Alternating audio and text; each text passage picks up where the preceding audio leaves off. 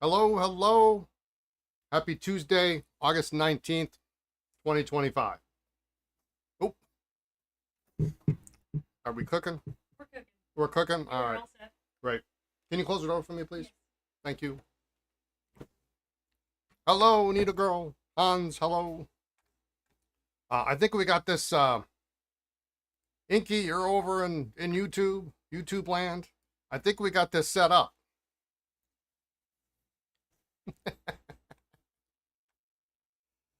Oh boy, yet another fun day.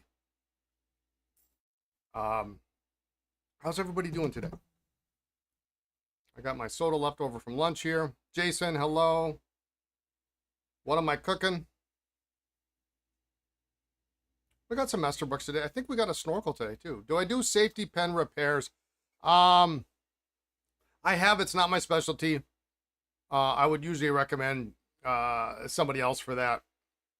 Probably Mike Kennedy, maybe. I think he probably does that. That would be fun for the stream. Yeah.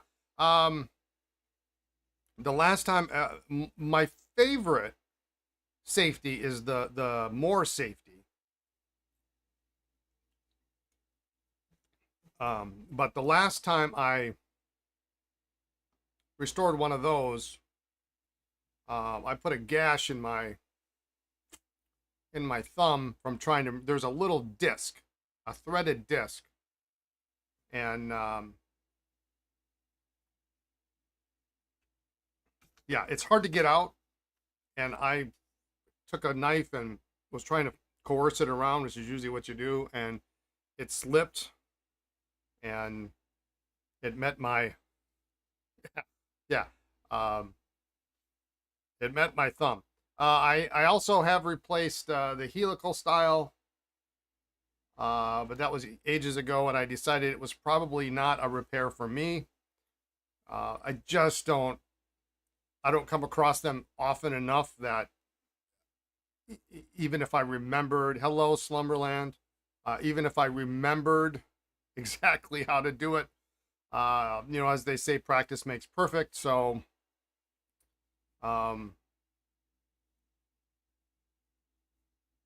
so that's that. You're learning more about them lately. Yeah, I mean, and then there's a couple of the helical style. There's a couple different versions. The Waterman's got the pin that you have to knock out, and then there's another version that doesn't have the pin, and you can't break that spring. If you break the spring, you're toast, right? Which is why I like the more, because I think the more is quite simple. Maybe in my retirement I'll repair some more of those, but if you don't do it more than once every couple of years, if you only repaired one lever filler a year, I mean, lever fillers are easy, but if you only repaired one every other year, you'd still be like, oh, well, what do I do? We've got jewelry scales, jewelry cleaning, ultrasound, and calipers are having tomorrow. Man, you are set. All right. Busy day today. So the desk set aficionados out there, I know Hans is one of them, will be happy to know that desk sets are being photographed today. Yeah, or one repairing, yeah, every 10 years, right? I mean, and that's what it is for me. It was you can send me more safeties if you're in the mood for fun. Only if they're modeled hard rubber or they're overlays, and then you might not get them back, because I love those. My all-time favorite. I just love them. I don't. They're just and they used to sell those pens. That's fair, right? They used to sell those with ink in them. They shipped them from the factory completely full of ink, ready to go. I think I've told this story before. The last more safety I repaired actually wasn't too long ago. It was at one of the last jobs I had before I fully moved into IT. So probably maybe 20. I'm going to say in the realm of 2008, 2009. You appreciate the time. Fascinating content. You're learning. Good. Let's just say it was. I can't remember if it was like 2008 for me as a personal cutoff. So it's either before what we say BL or after, before Lisa or after Lisa. So that all went down. Um, and I restored a more safety, and I took it to work. And I ended up having a meeting with my new boss at the time, who was just a torturous person. She was not nice, not friendly, did not understand, was not a people person, should not have been in a managerial position. It is the ultimate reason I left. Yeah, this isn't going to end well. Yeah, no, it didn't end well. She actually ended up Facebook stalking me, having people on company time, I am sure, stalk my Facebook page and my social media to see what I was talking about, and tried to get me fired. Yeah, right. And anyway, so I had this more safety, and it was working just fine. And I went into a meeting with her and some other people, and I don't remember what we were talking about. We had some outside vendor come in to discuss. It was probably internet service to the building or something, and I looked down, and all of a sudden my hands are full of ink. The thing, I don't know what happened, but I don't know if I just didn't have it. You know, with the more safety, you push the bottom end up to extend the nip. And so I don't know if I just didn't have it pushed all the way up or what happened, but all of a sudden my hands were just full of ink, and it was a disaster. I think I did have another pen with me at the time, but yeah, that was real fun. That was real fun. And then of course the vendor's like, "Oh, is that one of those fountain pens?"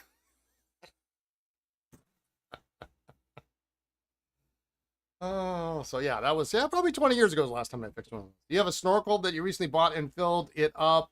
Went to use it the other day and appears to be a leak, as I ended up with inky hands, going to put it in the bath and see what's up. So yeah, yeah, that's a tough one. Depends on what, what ink. I mean, when's the last time it was restored? I guess. Moral of the story, fountain pens are dangerous. Yeah, and should have said it was a big. Yeah. Um, where is it? Where is the leak on that snorkel coming from, Russell? Speaking of snorkels, I think I got one in the mail today.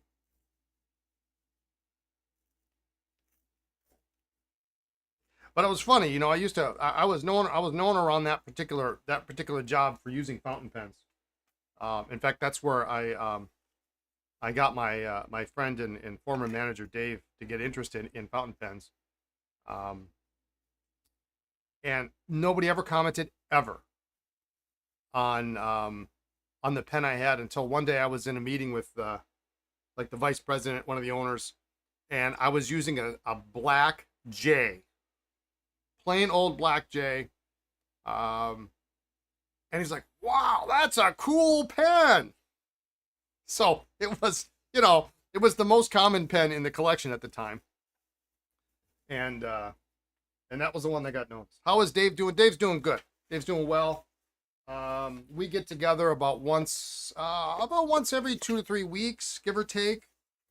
I'm kind of in between his house and work, so usually on Fridays he comes and stops in, and then we'll have a beverage.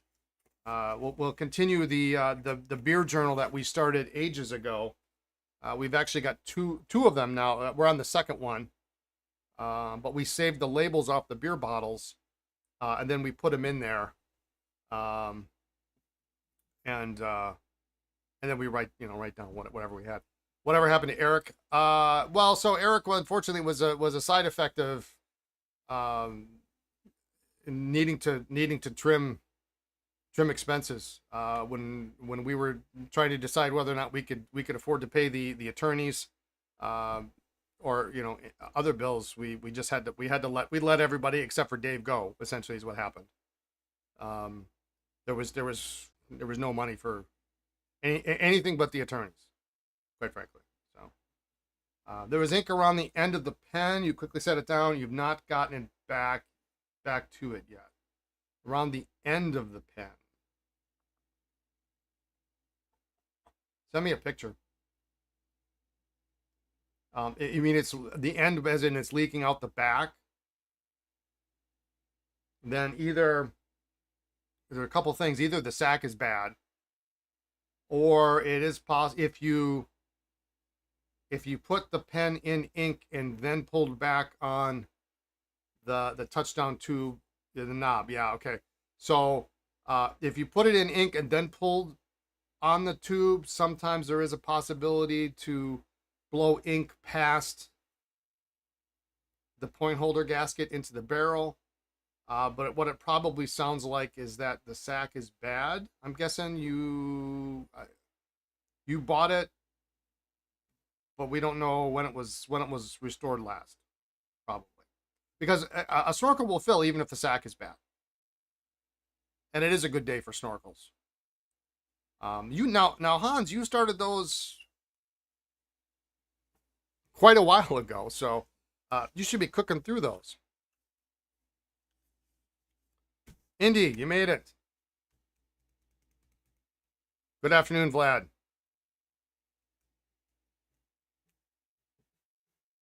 Have I noticed Esterbrook vintage nibs are becoming expensive and a bit harder to find? Yeah, absolutely. Oh, you got a different batch of snorkels now. You okay? Oh, all right. Yeah, they are.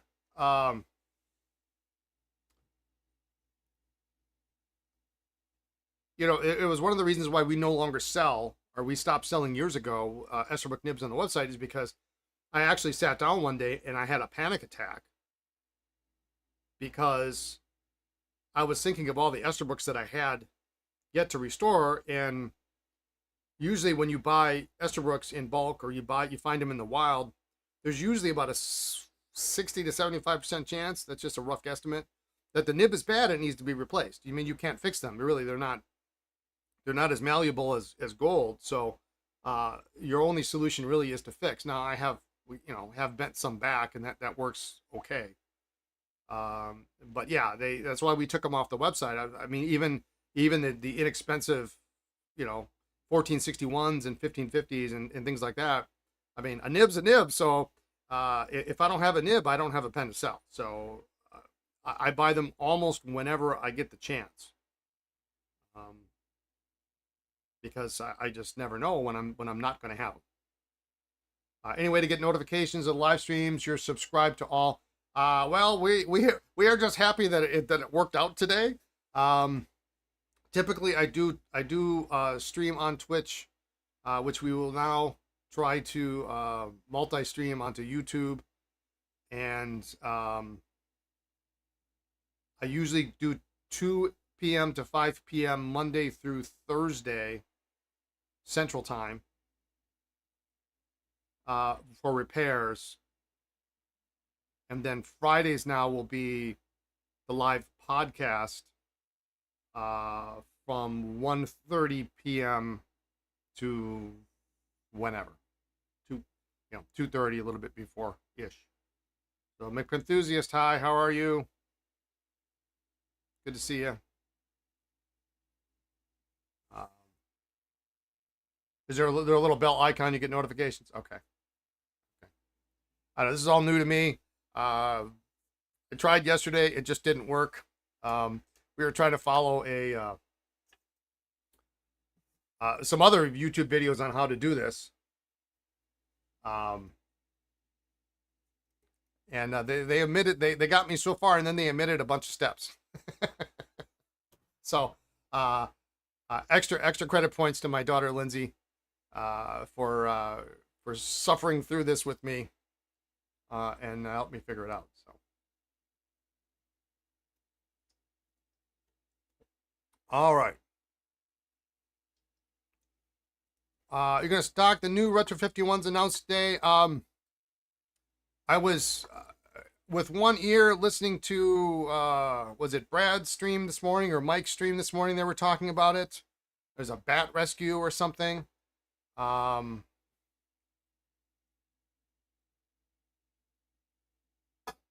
can't. Where was I? Sorry, I just had a message pop up on my screen.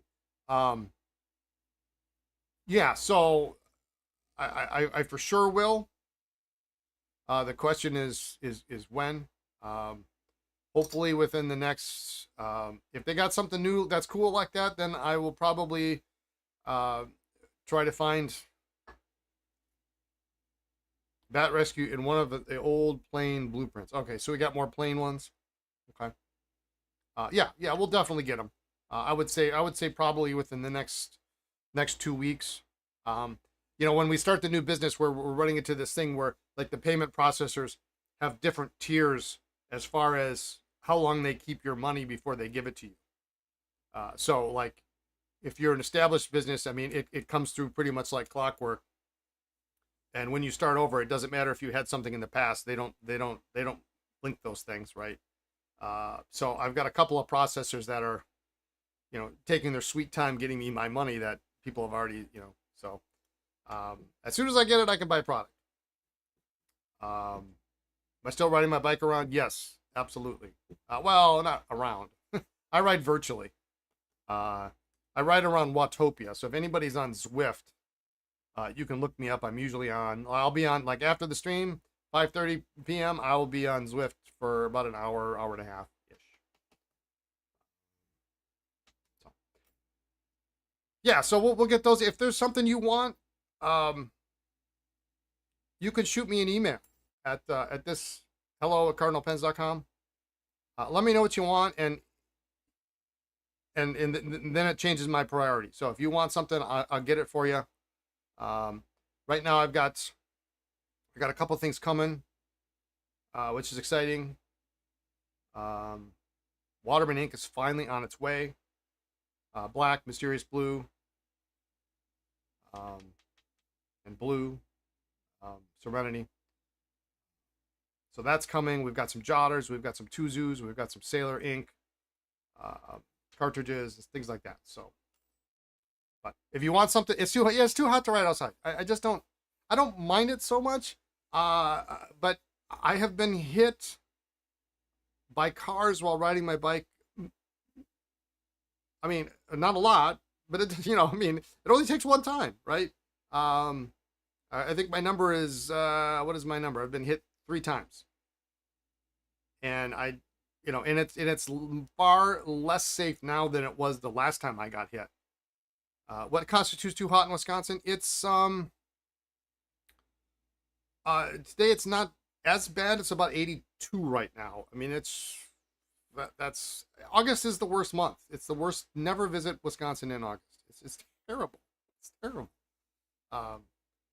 But yesterday it was like 71. So I mean, it was really good. But yeah, I don't for safety reasons and paranoid reasons, and you get hit and then your bike's cooked. I mean, bikes are expensive. I mean, you see what these new things cost. And my bike manufacturer is no longer making bikes. Well, they got bought. The owner retired, and the owner was Richard Schwinn, believe it or not, of Waterford. And he retired, and he sold the company to some company in like Texas or Colorado or something like that. So it's not even in Wisconsin anymore. That was one of the reasons I bought the bike. I wasn't living here, but I was living in Florida, and I bought Mr. Huffy. Richard Schwinn, the great grandson of Ignash, the founder of Schwinn. But his factory was the factory for all you cyclists, and then we'll get into the Penry Bear. But for all you cyclists out there, if you don't know, the Waterford factory was where all of the Schwinn Paramounts were built. All the pro racing Schwinn bikes were made in Waterford at that factory where my bike was made. And but if I get in an accident, I can't replace that bike. I mean, I've had it since 1998. I bought it in 98. And it's perfect. It's perfect. Beautiful. All right. There's some places in Maine that had frost last night. That's nuts. I'm looking forward to not um not having to have the air conditioning on at night. Don't visit anywhere in August. Yeah, I know, right? Okay, so let's see. We got we were working on these. We got some we got a bunch of stuff today. Did Henry Dreyfuss design any fountain pen outside of Esterbrook Safari? That's a very good question. I don't know the answer to that. It takes, and I don't remember. It took a little digging to find out that he designed the Safari. Um, but there's something sticking in my head that maybe M2 is involved, but I don't remember. I don't think so. I think it's just the Safari. Just the Safari. So we got these. We just disassembled last week. So they need to be cleaned and all that jazz. Upside down. We're gonna finish these guys up. I need these to be I need these out of my life is what I need. They have caused a little bit of unnecessary stress over not or getting these fixed. So we're gonna finish those up. And then we have this tray that we're gonna need to find a nib for this, but then we can assemble these and test these, and then that will be, maybe that's a good way to go out. So they're cute. What, these here? All right. But first and foremost,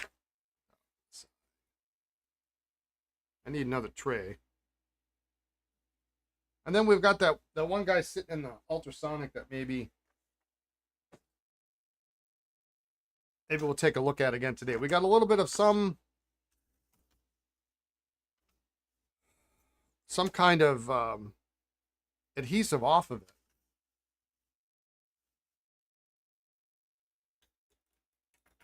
But it's not quite right. All right, so we had clients send this in, and actually, I really should.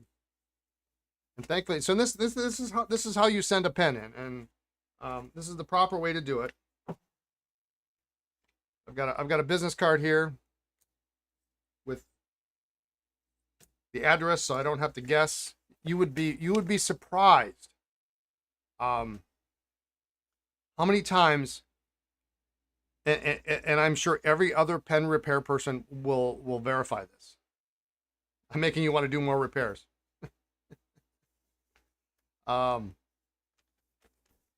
You'd be surprised how many people write letters and you cannot read their address. And then the other thing is sometimes you get a package and it's just got a pen in it. And so I've got here, they printed out the entire email thread, so I was going to have to look through and see what was the problem with this one. But let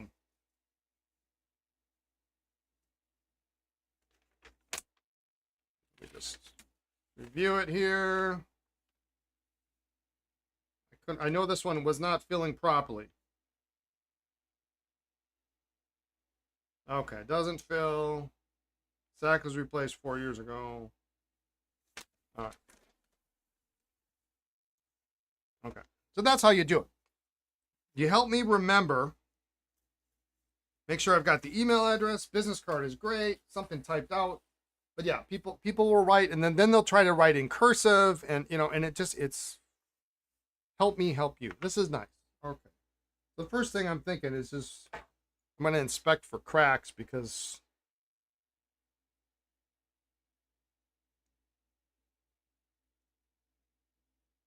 if it's not filling, I'm not going to stick it in before I disassemble. I just want to give it a good.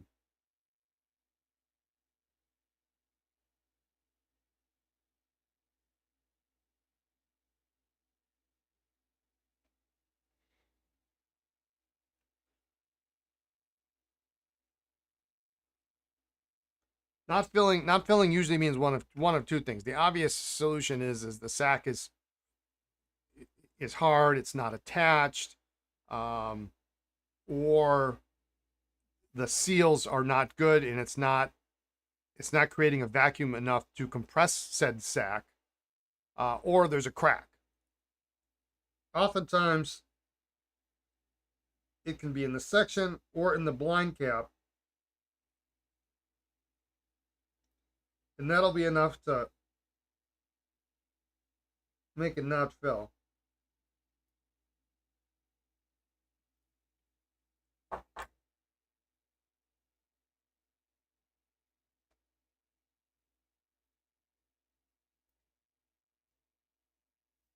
Comes apart quite easily.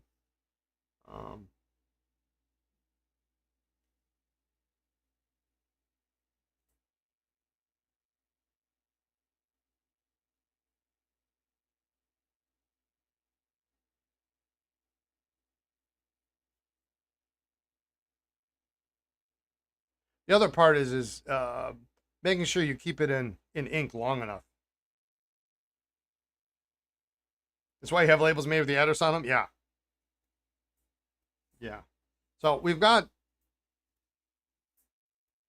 you can hear vacuum going on.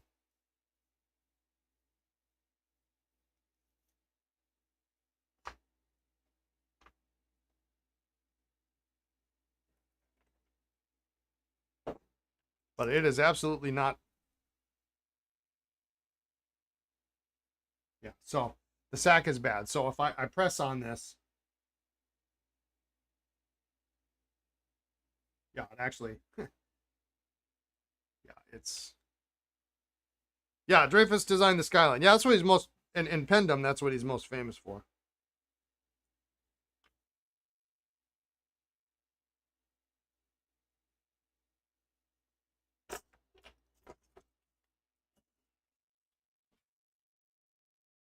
Hello. Oh, you're delivering desk spaces. Desk Pen Emporium. I think these are some of the ones you wanted. That one that needed the.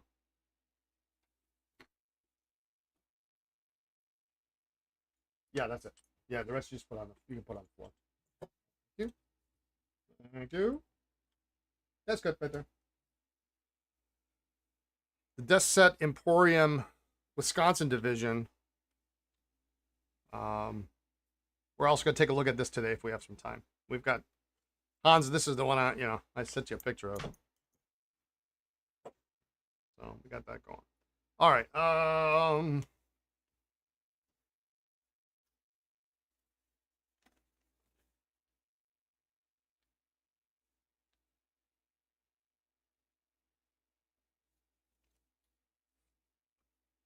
I'm just going to take a look.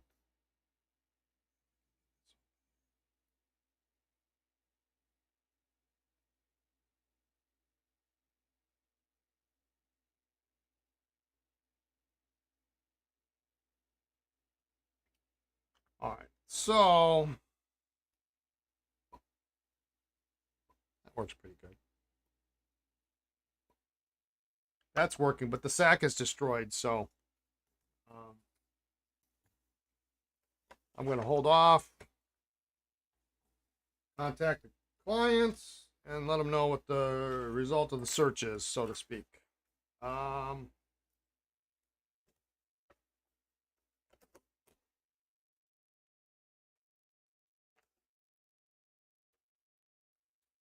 All right, let's assemble these guys.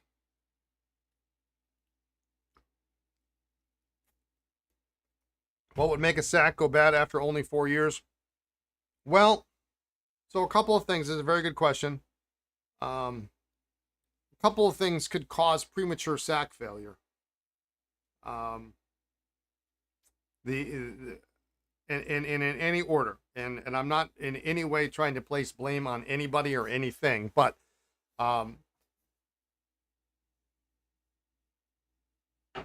bad choice of ink.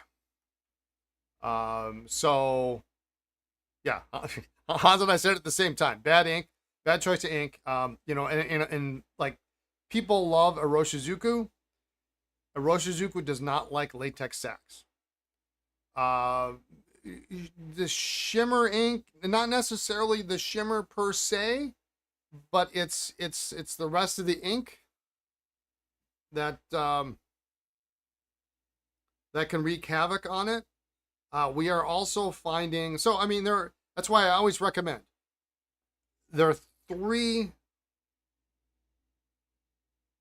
my top three choices of ink for sac-based pens, and that includes Vacuumatics, pens with latex diaphragms. My top three.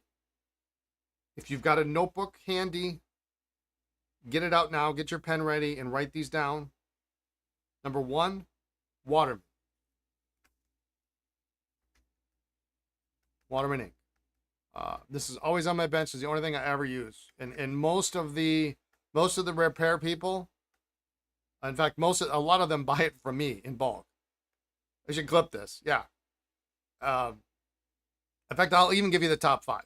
The top number one is Waterman ink. It's very safe for the pen. It always has been, always will be. Well, I won't say always will be. You never know if they change the formula, but very easy to wash out. So Waterman. Pretty much any of the colors, but you typically black, blue are great choices. Use your modern pens for your shimmer, your Roshizuku, your wild colors. Number two ink that is safe for latex and diaphragms and sacs, Waterman. Number three, third best ink that is safe for latex sacs, latex diaphragms, Vacuumatics, snorkels, lever fillers, button fillers, touchdowns. Number three, Waterman.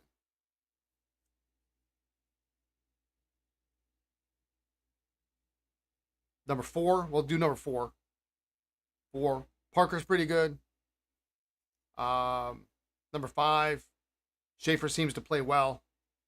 Although there are some new ones. You're sensing a theme, right? Yeah. And Diamine has reported to be very good. I am not a Diamine user, so I don't. I've heard from several sources that Diamine's actually pretty decent. But no, definitely no Roshizuku. Many of the Japanese inks, unfortunately, have a. They're just not good for latex. So what it ends up doing is it dissolves the latex, and makes it mushy. So bad ink is like the number one possible reason. Number two, what we are discovering, what a lot of people don't know is that the formula for making latex sacs has changed. There are some materials in the original formula that are no longer legal, apparently, to use. So the sacs that are made today are not like the sacs that were made 20 years ago, 25 years ago. They're different. Yeah. Richard does recommend Diamine standard inks. Yeah. Historically, what was the prevalence of sac pens in Asia, say pre-1960? In Asia, you've got a lot of eyedroppers with ink shut off. A lot. I mean, even, Pilot's making them even into the 40s. And then cartridge, Pilot made a couple of, their switch fillers have latex sacs, which are a pain in the butt to fix. But yeah, they went to almost went straight to cartridge. Hansa probably chime in on that. But so the formula for latex. Well, there's nothing with an eyedropper. There's nothing to dissolve, right? I mean, you're filling up inside the barrel of the pen.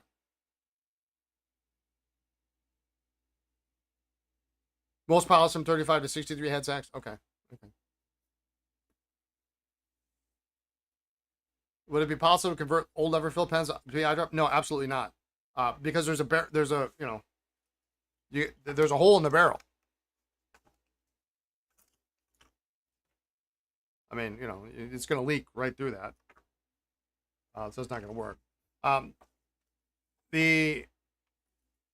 So the other issue is that there are, what we've discovered recently, if you plug the barrel, I mean, you'd have to like epoxy it or something. It would be a mess. It would really be a mess, and it would also probably also leak out the back too. Most pens aren't solid all the way through. Can you convert lever to cartridge? Not, no. You really can't. You really can't. Um, yeah, no. It's sack or nothing. Um, what we discovered is that ammonia and latex don't play well together.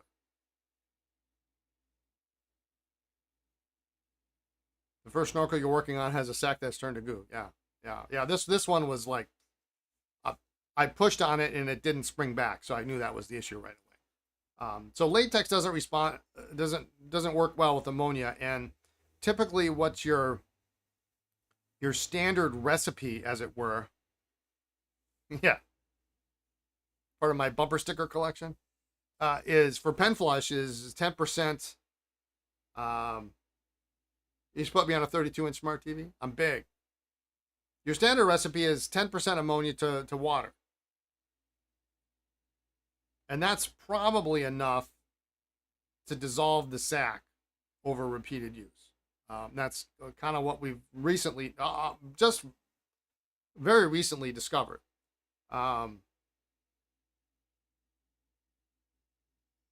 The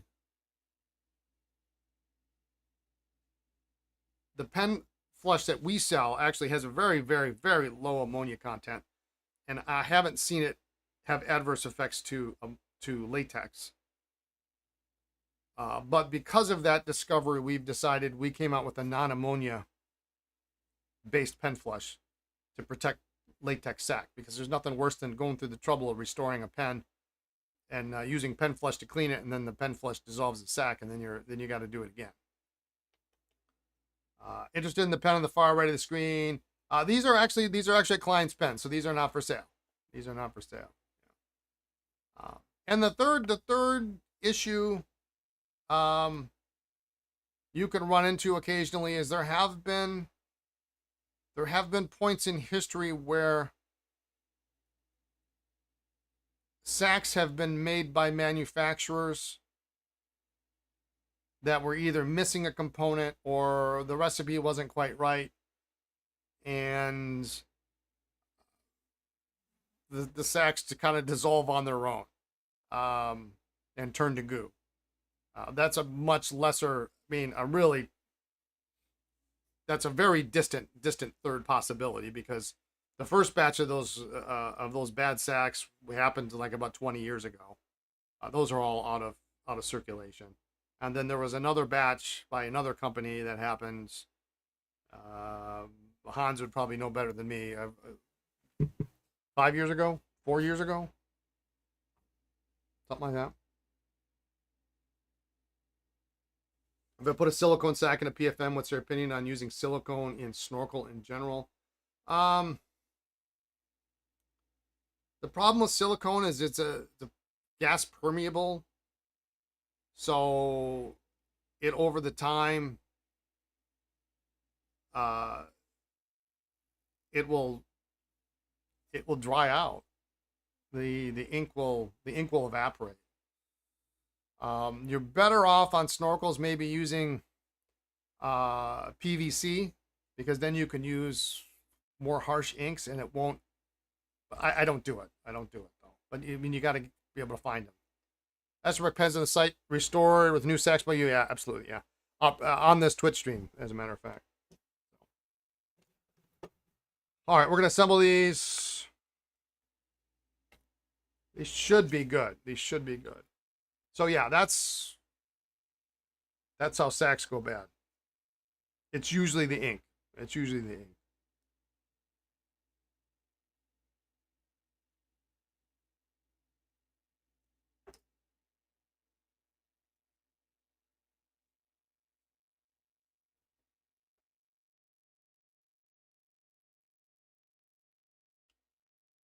Oh.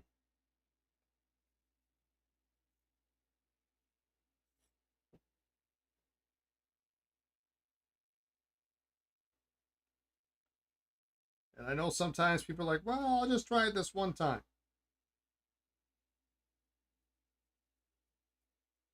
It just doesn't take much.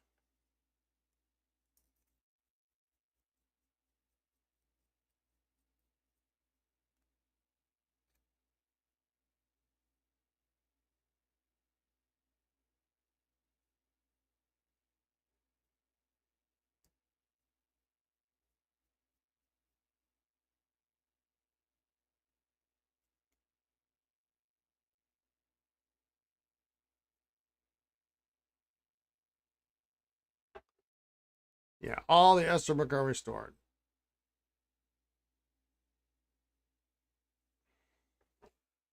The one exception are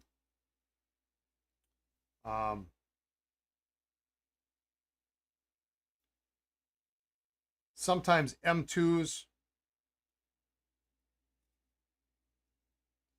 if they have the original, they have a special kind of sack that seems to really last very well. And if it's not broke, I don't fix it usually. Is there any adjustable tool that has notches to remove the nib and housing as one piece similar to the tool that is used to remove watch backings? Well, I mean, it's different for every pen. Well, if we're talking vintage, the tool you need is this: a jeweler's hammer and knockout rods, and then you wouldn't do it this way, but if this were a nib, you put it down over it, and then you knock the nib and feed out from the back. Vintage pens do not follow modern rules. If you have a vintage pen, do not try to take it apart like you would take a modern pen apart. It's only going to lead to heartbreak and an expensive repair bill.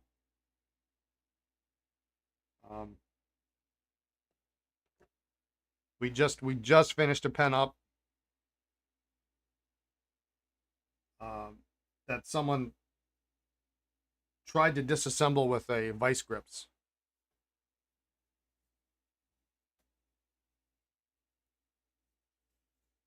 It was a very, very, very expensive mistake for this person.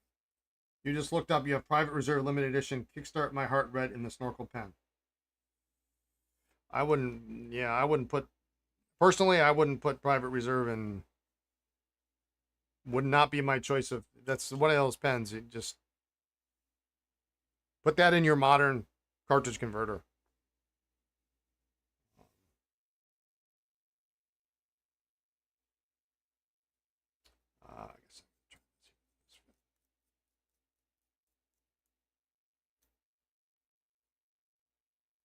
Yeah, there's no one size fits all tool for vintage pens. It's why I've got a rack full of tools on my left here that you can't see.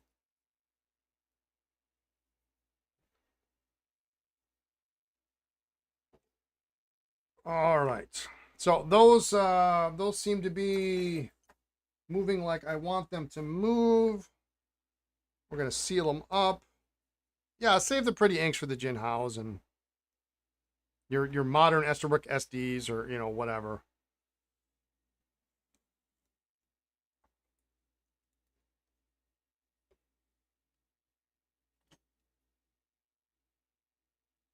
The pen you just had in your hands, I have a pen with that nib that fits in a modern day custom pen you had made. Oh, that's cool. Schaefer inlaid nibs are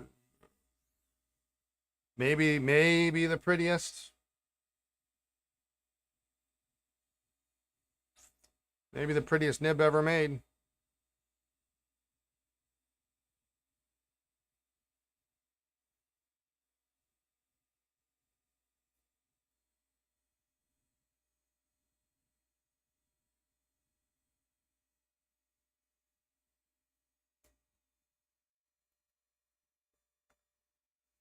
All right, this is exciting. I'm so excited for this.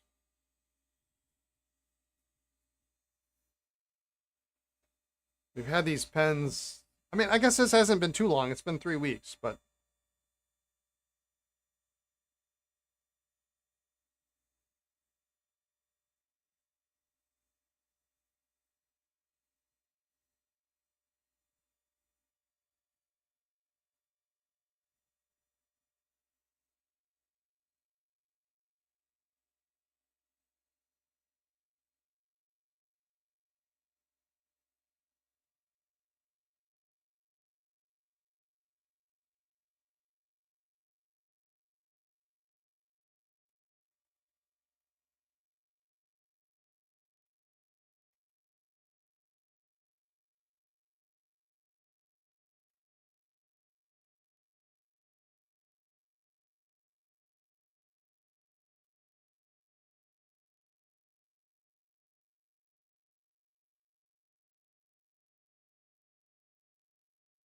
the pen you had made was extra long in black, the section being white and chrome clip.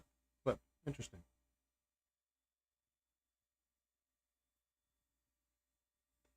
What's my opinion of the MYU? I think it's a cool pen. I don't have one. I had one. I had to sell it.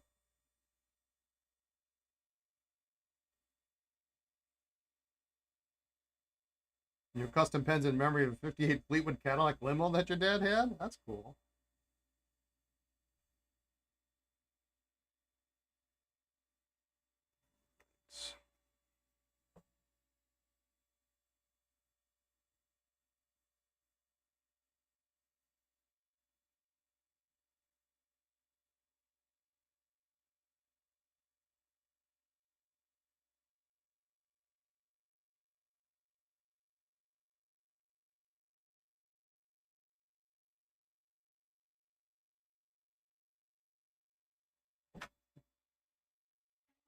You scared the bejesus out of me.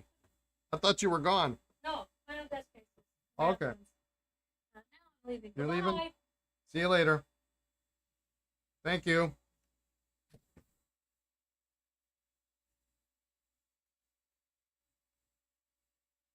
Your MYU 90 was the first pen you bought at a pen show. Sold to you by Jimmy.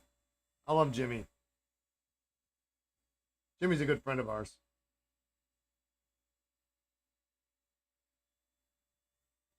I actually bought a number of Jimmy's cases when he was getting ready to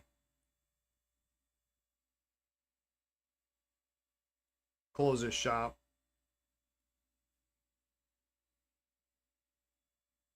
Yeah, I should sneak up on someone to do a pen repair. That was my daughter, and I thought she had left, but apparently not. So what that means is, like, within the next, depending on how busy I am,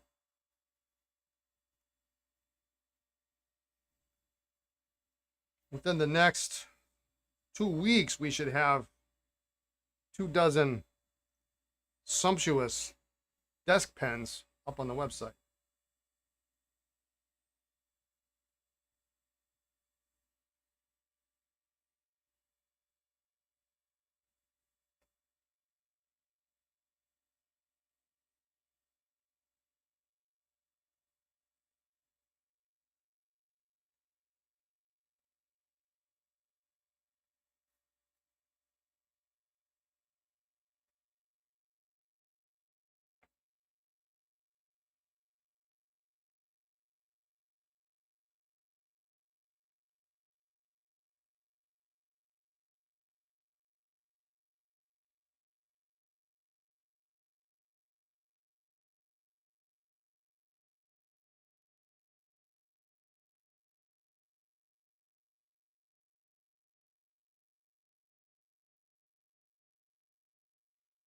I know I should ask, but here goes what makes a desk pen sumptuous. Oh, it can be any combination of things. I think there is nothing cooler in the fountain pen world than a nice, long, graceful taper on a desk pen.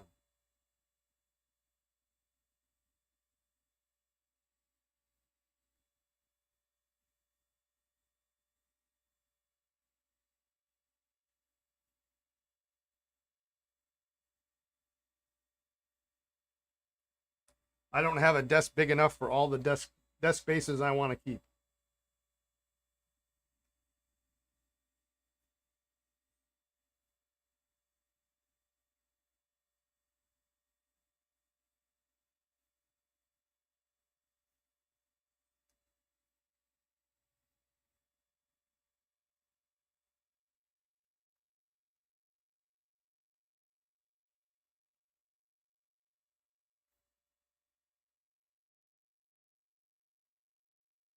You would need 4 desks? Yeah, I know, right? But what a desk that would be.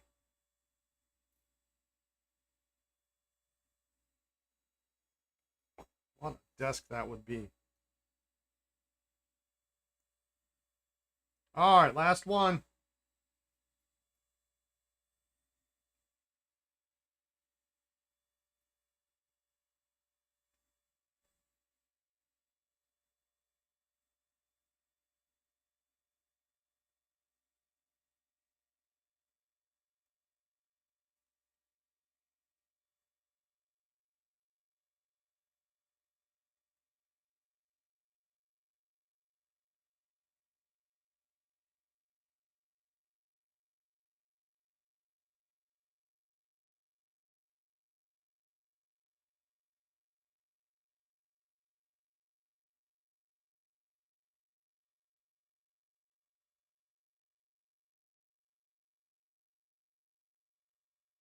Wow, and we've got some nice 51 magnetics. There was that one I polished about a month or so ago that's got a whole brass top on it. It's just really, really nice.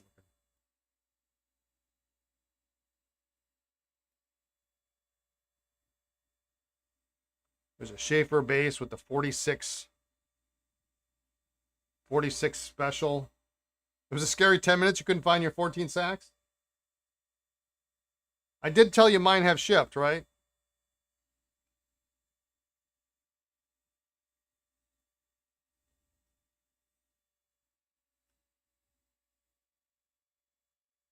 So hopefully you should be outfitted pretty soon.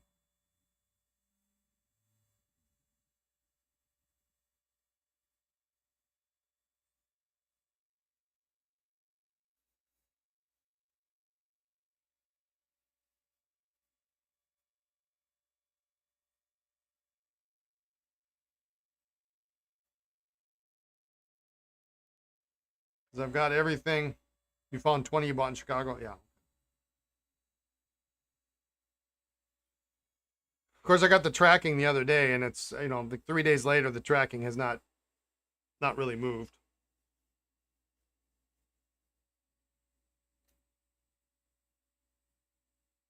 All right. Woohoo!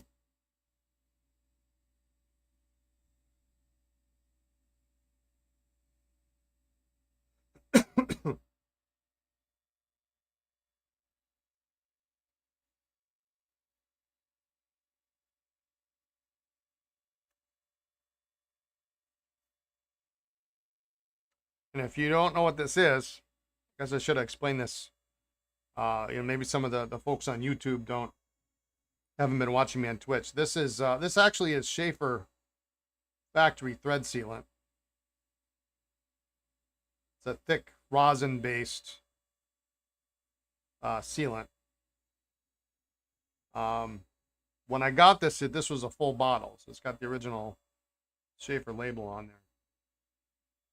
And when I started using this up, I started panicking because there really wasn't any good options for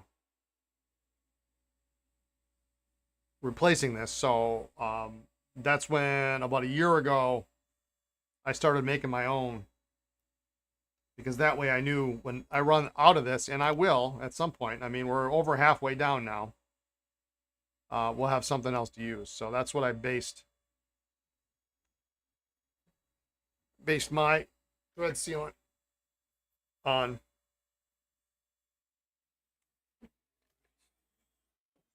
Done.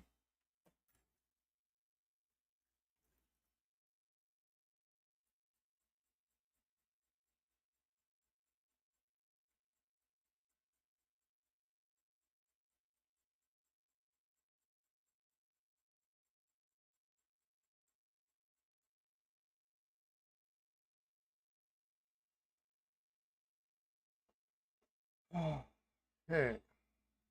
Glasses here. This was the most nerve-wracking 3 pens.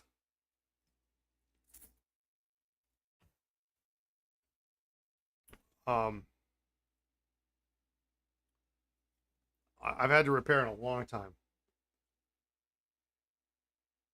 Yeah, as soon as I get those sacks in, Hans, you will be the first to know. Well, actually, at first glance of a actually movable, workable, I'll text you later. Workable tracking number. I got a box I got to get rid of here. I don't know where this. This is what I hate. This is why I love vintage pens, because you don't have to deal with this nonsense. Now, I could just throw this away, but I don't want to throw it away.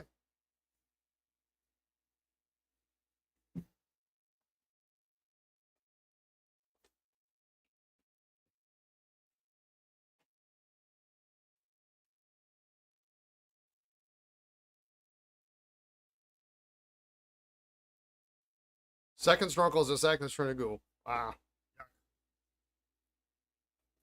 What got started in fountain pens, then repair vintage? Well, you know, I didn't do a writing sample on these, did I?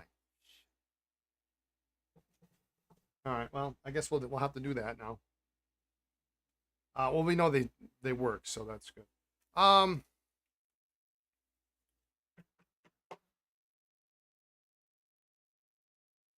Goosack, yeah. What got me started?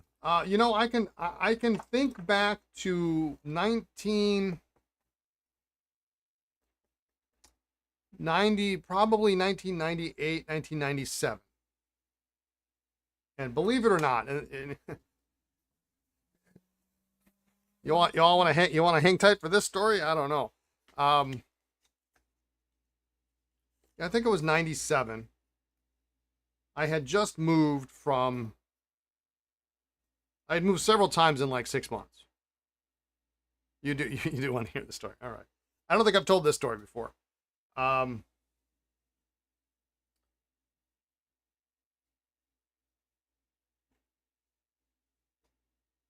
had moved from. I had graduated from college, and then I didn't really get a job because I had one of those, you know, like unfortunately many people do. I had a very useless degree. Um, and so I delivered pizzas is what I used my degree for. I delivered pizzas for almost a year, and I finally got an internship, and I moved to Grand Rapids, Michigan, and I was there for 4 months. My degree was bachelor, BA in general music, with a minor in business administration. And I got a job working for. I got an internship at the Yamaha Corporation of America in Grand Rapids, Michigan. So I moved to Grand Rapids, and the internship was 4 months. On the second day of my internship, well qualified for unemployment. Yeah, right. General music. The second, so when I had applied for the internship, they said, okay, well, your responsibilities for this internship are going to be X, Y, and Z. And the second day we got there, they said, you know what? We're going to cancel project X, Y, and Z. The second day.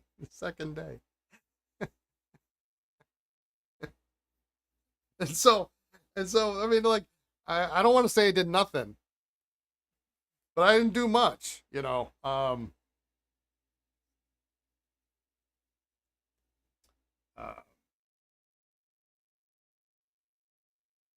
And so we had a couple projects around the office, and I did those, and then I had a meeting. All the interns had to meet the president and interview the president, and so I did that project, and I was talking with him, and he says, well, you know, I've got a friend. This is probably more information you need to know, but Says, I've got a friend who runs a series of music stores that would love to have someone like you. And then maybe, you know, if you want to send me your resume, I'll send it off to him. Long story short, I got hired and I moved to upstate New York. And I was I was in this little town called Avon. There's not much. There's not much in Avon. There's a really, really big traffic circle, and this was before traffic circles, at least in the Midwest, were non-existent. Um, which one? This is two. Is this a two? I forget. But anyway, so I'm in this little town. I'm living in this upstairs apartment in this old house. It's got a carriageway. That's where I park my car, you know, on the carriageway. I mean, it's there's a Civil War memorial in the middle of the traffic circle, and then they have a corn festival like every summer. It's the biggest deal for the town is the corn festival. They've got a grocery store that has literally 4 lanes that are never ever open all at the same time. 4 checkout lanes. You know, you walk into the video store, they know you by name. You know, hey Brian, you didn't, you know, you've got a late fee on your videos from last month. Oh, you can't just walk in and walk out because hey Brian, how's it going? It's I don't know. It was a corn festival in Avon, New York. So I don't know if there's more than one. I don't know, but so I was there. I moved in there, and then I had to get new checks. I think I got new checks or something. And inside, this is a long drawn out story to tell you how I got started. Inside was one of these things they used to have when you order your checks. You can select for a free gift. I don't remember what the options were, but there was like, you know, 3 options, and then they'll send you a free gift for ordering your checks. And one of the options was a fountain pen and ballpoint set. And I'm like, heck yeah, that sounds cool. So I checked that box, and it was essentially what it ends up being is it ends up being a Mont Blanc Classique 144 copy in really, really terrible copy. I mean, it's bad, all kinds of bad, and it never worked, and I could never get it to work. You know, they gave you 10 cartridges or something like that. And it was the biggest piece of junk, and I threw it away. But it's stuck in my head. That was kind of cool. I wish that could have worked. The ballpoint, even worse. Threw that away, I think, right away. And so the town also had an antique store. So I would visit there because I was into antiques. I was into watches at the time. On Saturdays, I would go to the local jewelry store, and I would chew the fat with the owner, and you know, nobody came in. I mean, first weekend I was there, they had a movie theater. There was a line out front. I think it was, actually, believe it or not, I know Happy Gilmore just 2 came out. I think it was Happy Gilmore 1 came out. And there was a line of people, and I'm sitting there thinking, why are we not going in? And apparently they were like, well, we got to have 8 people before we can show the movie. That's how small this town is. So I go chew the fat with the jeweler every Saturday, you know, and he'd be like, oh, hang on. I'm going to go next door and get us some coffee. How do you like your coffee? Oh, black. And then he would leave the store with some random dude in it, me, that he's only known for a couple of months. 8 people. Yeah, 8 people. When if they get to 8, then they can open it up. And then, you know, they got to like 6 or 7. They started popping the popcorn. So they've got an antique store there, and one day I go and I see this really pretty pen. Red,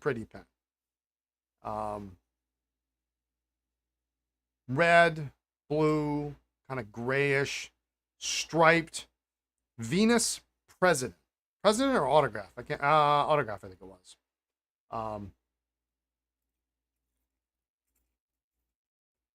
And I think, man, this is cool. And it was, I don't remember how much it was. It wasn't much. And at the time, so okay, well, can we try it out? And the person I was with was like, well, you just lift the lever, and then we'll see if the sack is good. And then we went to the bathroom, filled it up with water, and it sort of filled, I guess. I don't even remember. And so okay, I'll buy this. And so I'm riding with it in the car, and I'm like, oh, this is really neat. And one of the tines on the nib snaps off. I mean, actually, you're right. With that experience, and then I'm not even home. Hey, Fuzzy, I'm not even home, and the tine breaks. One of the tines snap off, and it doesn't right. I'm like, well, I'm surprised I'm in this business at all, quite frankly. So a couple days later, I go back, and I talk to the shop owner. Yeah, pen number 2 is done. Yeah, she's dead, Jim. And I say, hey, by chance, do you have I think he might have had another pen or something in there. And I said, do you have that booth owner's information? I'd love to call him and see if he can help me out with this pen. They gave me his phone number, and I called the guy, and we had a nice lengthy conversation about pens. And I think I might have it. I'm still curious. Yeah, he might have the nib, but or was either that, or he gave me a number of a friend of his. He says, well, he's got a mint in the box, brand new Parker 51. It's the pen you want. I mean, we talked for an hour. And you got a Venus? Okay, well, I got a nib for you. I can send you the nib. I'm sure I paid for it. I don't really even know at this point in time. He sends me the nib. You ready for this? And of course, it's not the right nib. It's a Venus, but it's the Venus Autograph and the Venus President models have a friction fit nib unit, not the threaded nib unit that you find later on that screws into Esterbrook nib units. Yeah, so this is the complete wrong nib. I can't figure this out. Yeah, Venus like Esterbrook, right? Yeah. What's later ended up being Venus Esterbrook. This is a PFM 2. So now I'm on my second broken pen. I've got a nib that doesn't work, and I'm still curious. And I moved out of New York. I moved down to Florida because I was only in New York for 8 months. 8 months. Now, pen number 3. Actually, I'm a little fuzzy on what pen number 3 was, but in the next like 3 pens.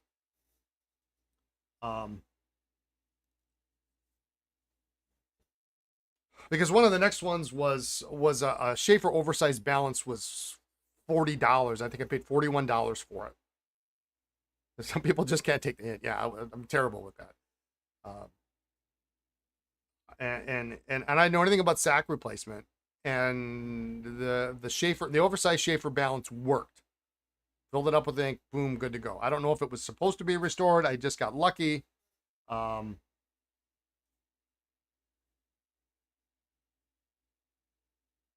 New old stock nib unit, it writes great. But then the one that turned the table for me, and again, I know what it was, but I don't remember what it was. It was an Esterbrook red. How did I know how to fill and use it? Well, the Schaefer balance was the same lever filler as the President. The Venus that I had that had the broken nib that I now I had just sitting in a drawer because I didn't know what to do with it. So I got a red. It was either an LJ or an SJ. I know it was not a full size J. It was the LJ or the SJ, and sure enough, I get that, and I fill it with water, fill it with ink, and it actually fills. I mean, it's got the original sack in it. I'm sure it did. Um, and it worked. And I'm like, well, that's pretty cool.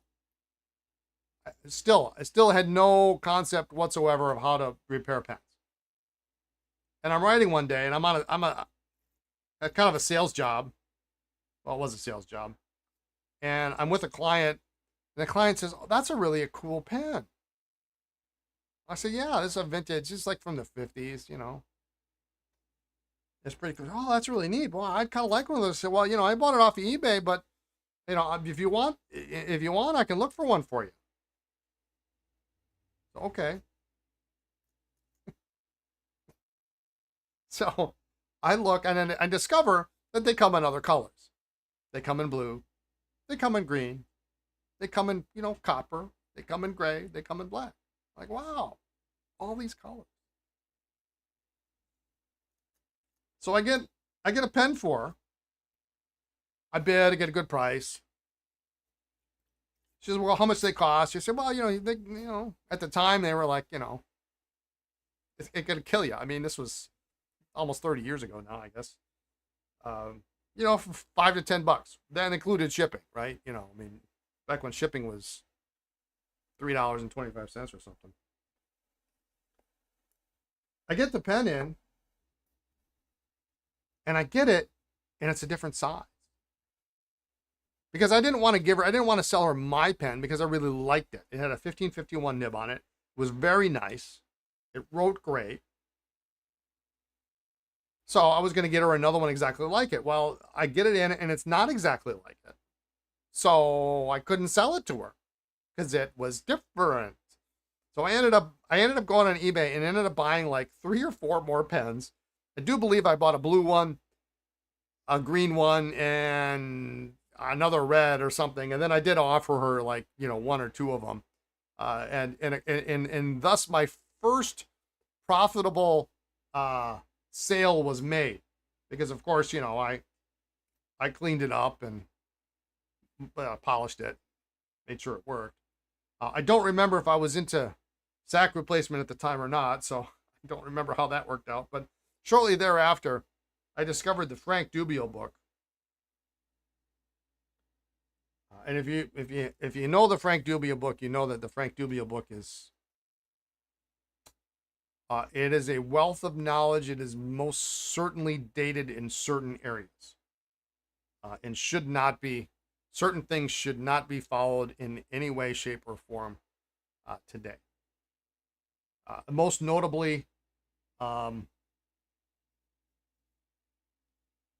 use of alcohol burning lamps, which of course I had to go get, and of course yes, I went to go get an alcohol burner. I proceeded to set it up in my spare bathroom. I proceeded to melt the snot out of a Schaefer balance of some sort. I don't remember what it was. Yeah, this is a true story. This is a true story. And decided that, you know, maybe working with the flames not a great idea. A not so great idea.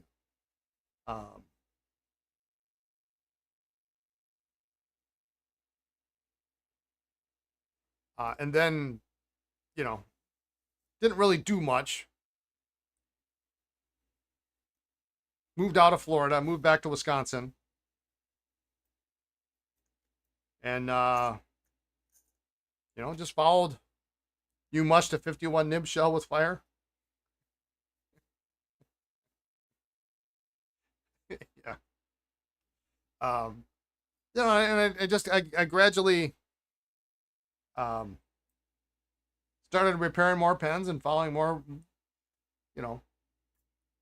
Back in the day, the only online forums were Pentrace, and most of you probably don't even know that it even exists. It still exists, actually.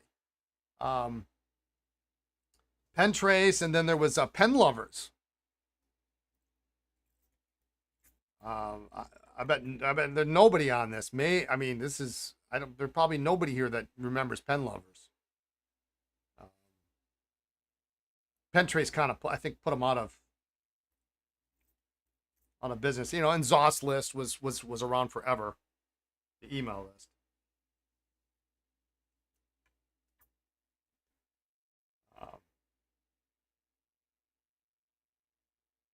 Frank slapped your hand pretty good on using that? Okay. Frank was good that way. I met him once at the Chicago Pen Show. He wanted nothing to do with me. That's funny. I think that was the conversation. It went exactly like, Hi, Frank, good to see you. Nice to meet you. Yeah, so that's how I got started.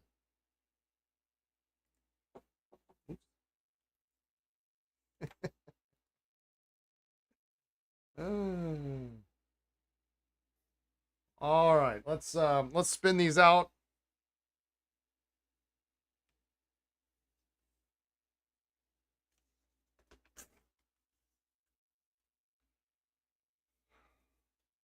But then I was also buying, I was buying a lot on eBay.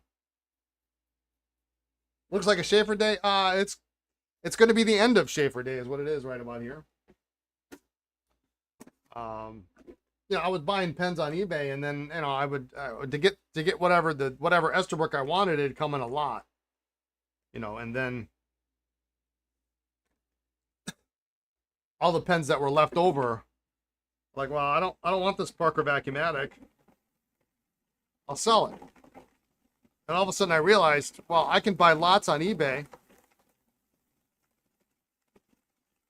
for one pen, sell all the rest, I'll make a little bit of money.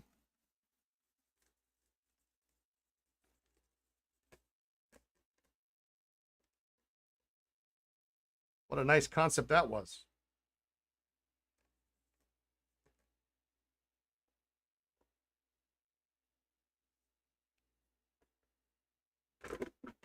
Your package arrived back in May with the tracking number. 90 days later, the tracking number reappeared on your informed delivery. It was delivered to another address in Augusta, Maine, where you live. Oh.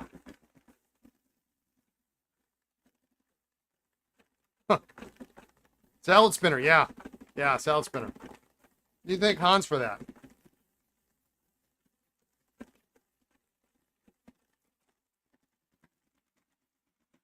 I should probably cover this up first, though.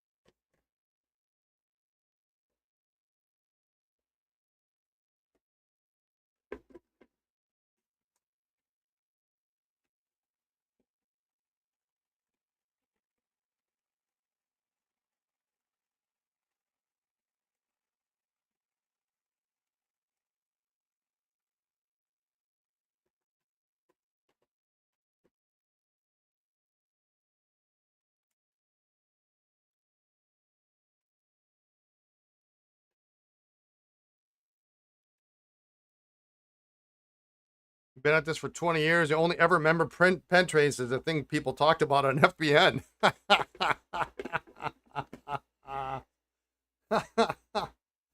Why are we selling spinning pens? This is the way to go, man.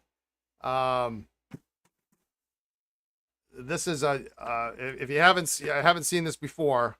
So Hans, my buddy Hans, made this for me and sent it. Well, he didn't make it for me, but he upgraded his and he sent me this one. We've got turkey basters in here, strapped down. We've got a little, I think this is a pipetter. For you can use that. That was designed for vanishing point nib units, but it also fits really nicely. You can fit a clip on there, a cap, clip it on there. But it sucks all the ink, all the water out of the pen. So it really makes cleaning super, super easy. Super easy.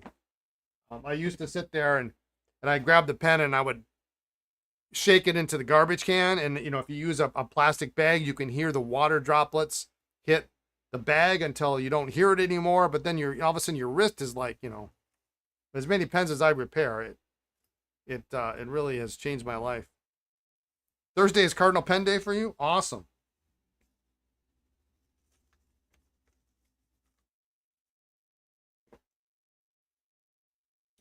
Awesome. We've been shipping a lot of pens, that is for sure. I just put up, just last night. It is the best time saver ever. Ever. I can't thank you enough. Ever. Every time I see you, I'm gonna thank you for that thing. And every time someone asks about it, I'm gonna tell them you gave it to me.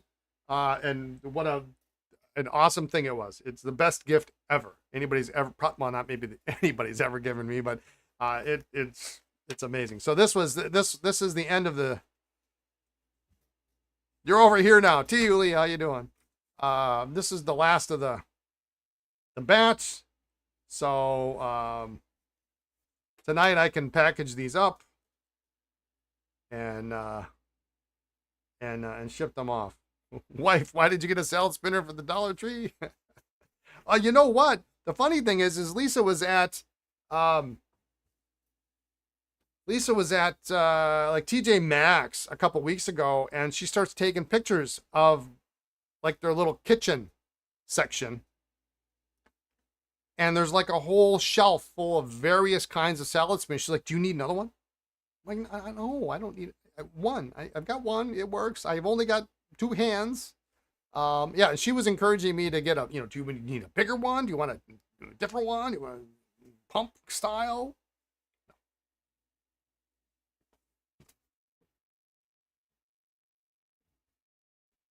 So it was cute. It was cute. All right. Okay. We got a lot to do today. A lot to do. We got these. I think what we're going to do is we're going to, yeah, you need to make sure it's big enough in diameter. The small, cheap ones are a problem. Yeah, I have no idea. Maybe she needs one for herself. I don't think so. No. We actually had some interesting discussion on Sunday at Pen Club, about salad spinners, and I had to laugh because, and a lot of these people were regular customers in our store, and some of them we've become quite close, and it was always a joy to see him come in, and one of them is as an older gentleman, and I always loved it when he came in because he was just fun to talk to, and he says, I hear salad spinner, or I hear one of those things go off. He goes, I know I'm in for a bad dinner. Because he knows he's getting a salad. He knows the wife's making him a salad and he wants nothing to do with it.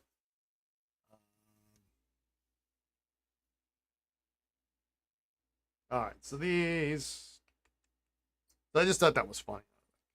But yeah, we started talking about the different kinds of salad spinners, and then apparently there's a version where you can just push the top instead of rotate it like this one. I mean, I don't know.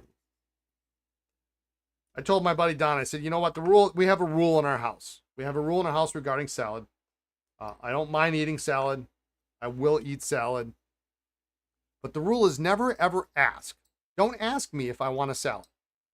You upgraded to the large push top one? Okay. Does it work better? Does it spin faster? Is it easier on your wrist as you rotate it? I'm just curious. The rule is don't ask if I want a salad. Just make a salad and give it to me and I'll eat it. But if you ask me, do you want a salad? I'm going to go, no. Not really? I mean, who wants a salad?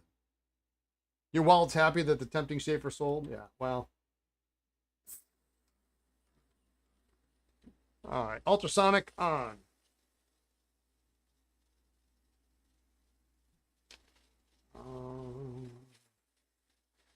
Well, those are all customer repairs, so. I just don't come across, many PFMs ever.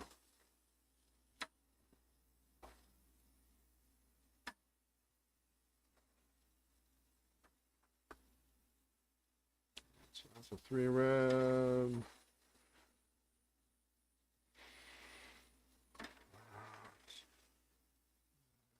This one I'm gonna put these tape on.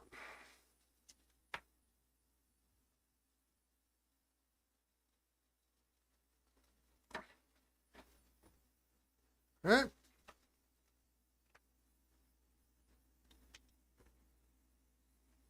Number 3, gooey snorkel sack. Oh, well, your acetone's gonna get a good workout today, huh?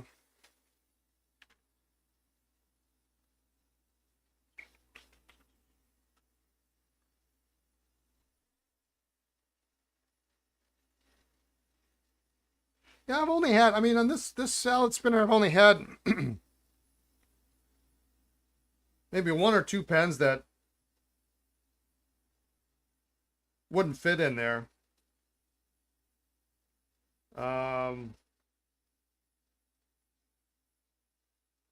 Maybe those dual fold senior desk pens, maybe. I don't think those fit in there. I mean, even with the taper off, they didn't fit.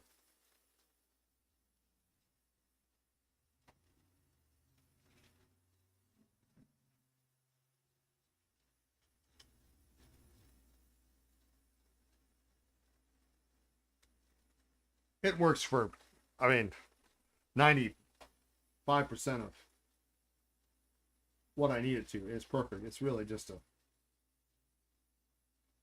it's efficient, and it does a much better job than you could do sitting there shaking that stuff out into the garbage can.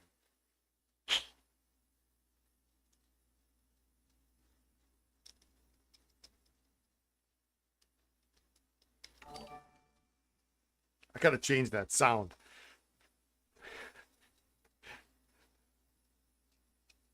Thank you for following. It scares me every time I hear it.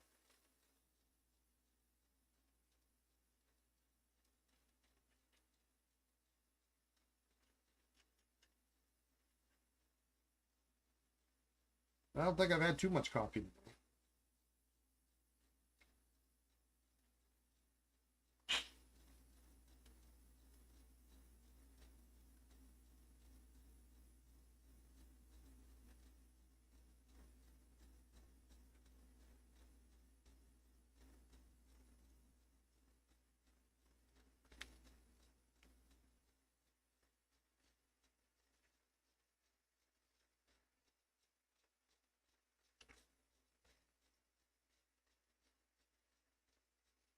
Take that out because I know I'm gonna drop it into my water accidentally.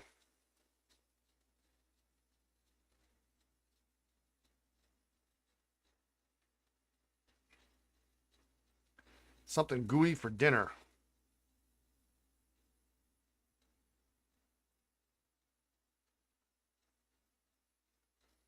Oh, oversized Japanese stuff, so you needed a bigger salad spinner. Okay.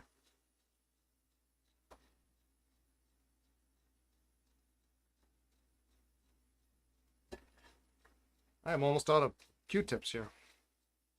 Cotton swabs, I should say.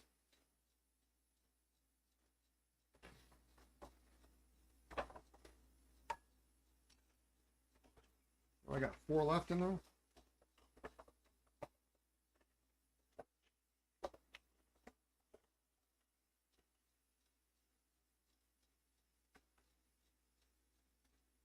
Next time I need to date how long it takes me to go through one of these big, what are these, 1,000? 750 count.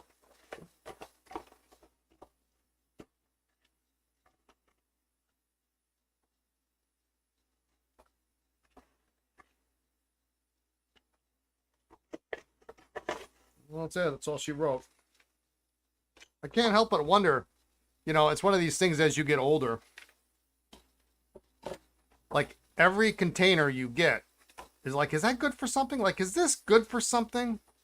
If I take this cardboard off, can I use this for something? Is it gonna, can I organize repair supplies in here or something? You bet half of these snorkels have gooey sacks. They were all redone at some point 10 years ago. Probably hit that bad batch of stacks. Yeah. This might... I've never thought to do this, but I'm going to...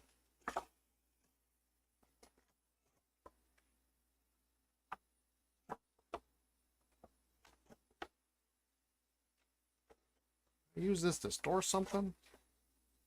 Organize. That's kind of nice, isn't it? I hate getting old and thinking, wow, I'm not going to throw that away. Put all my stuff in here, maybe? That's not a terrible idea.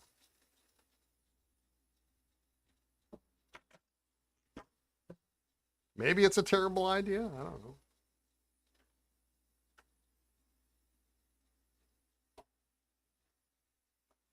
Well, for now, at least I know where the stuff is.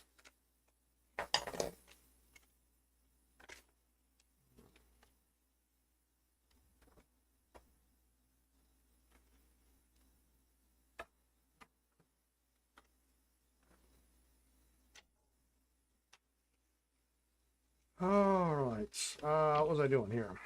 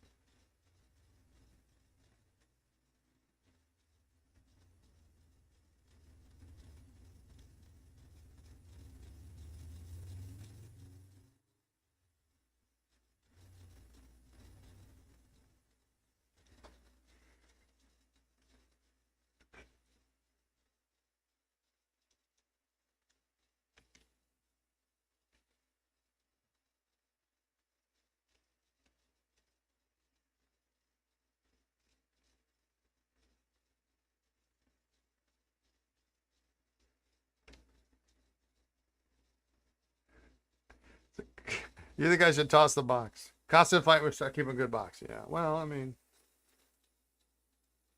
you know what that would be good for? Not what I used it for. I mean, maybe what I used it for. But you know what that's a good use for? I got it. I have it this time. Over, you can't see it, but in front of my ultrasonic, I've got like all this stuff that gets wet. That's perfect. Put all this stuff in there. I've got syringes. And so if there's like any water left over, maybe it's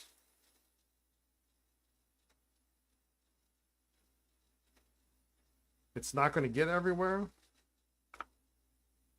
Don't tell your wife you're watching this. I don't have time or space for a new hobby, and she's dangerously supportive of your interests. Well, it sounds like you married the right one.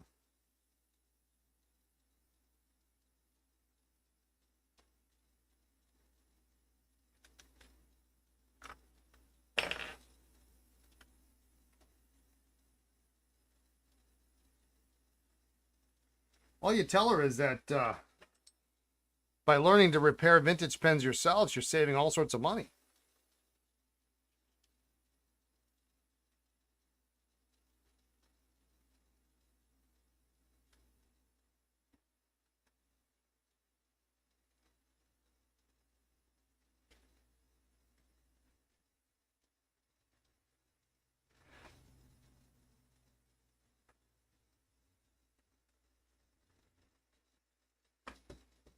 You know, after you've, yeah, it's like it's like getting paid to do your own hobby. I mean, after you buy like I don't know, the $1,000 in tools that you need and the expensive ultrasonic because the little ones you realize aren't very good and a room full of parts. I mean, then it's like almost free. What color Esterbrook do I favor?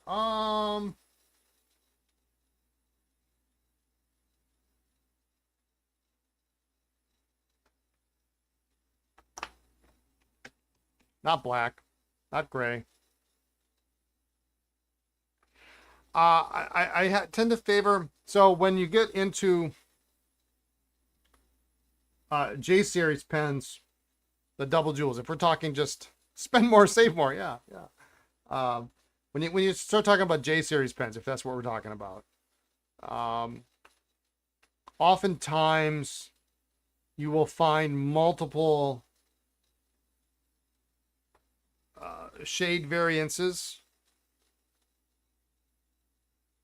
So some are darker than the others. There's darker coppers. There's lighter coppers. Green is off the charts. Some are really, really dark. Some are really, really light. Some are olive. Blue. Some of them are kind of purple. I guess my answer is a little obscure, but the first thing that comes to mind is copper, but in the UK English version, because it's slightly different. It's a little bit more, it's a little bit lighter. It's a little bit swirlier. There's just something about it that's just very pleasing to the eye. But in general, I prefer darker shade variants of if there's a light and a dark variant, I prefer dark always. What's the difference in the icicle? So the icicle, yeah, the copper and ice. Thank you, D-Lar. Keep in mind the icicle is a collector coined term.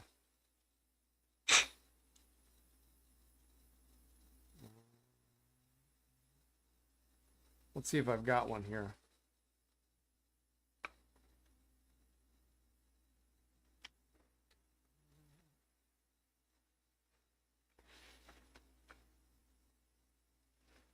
See if I got one lying around.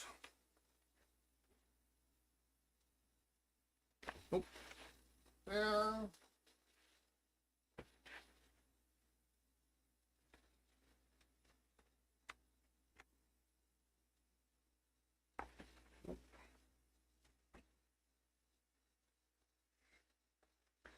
If I have one, I'll show you. If I don't, we'll just talk about it.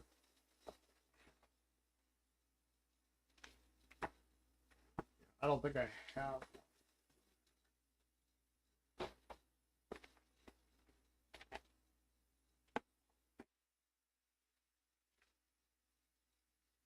Okay, I don't have any with me. Well, within arm's reach without me getting up and going into another room.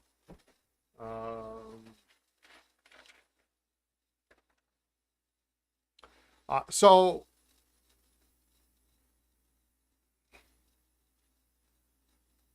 you have a copper icicle that looks more like wood grain. Well, it sounds like it's probably like a much later. Oh, so yeah, I was gonna say it's got the later USA clip. Technically, probably not what I would consider an icicle, but icicle is only comes in 2 sizes.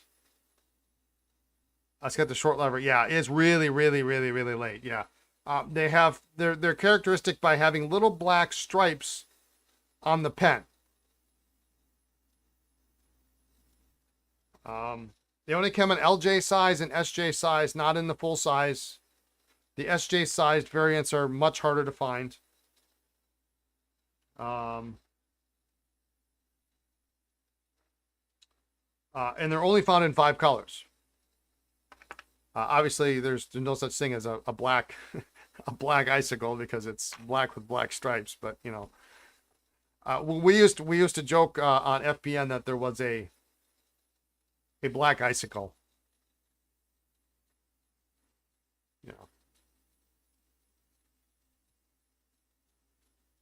Which reminds me of an April Fool joke, but.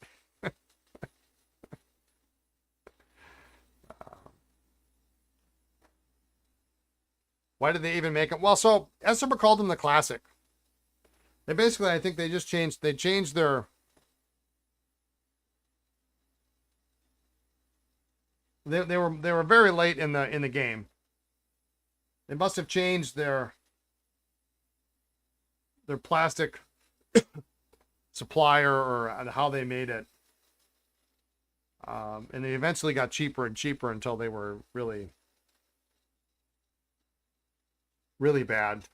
And then they have they have a different clip that's really kind of ugly, and it says USA Esterbrook USA on the clip.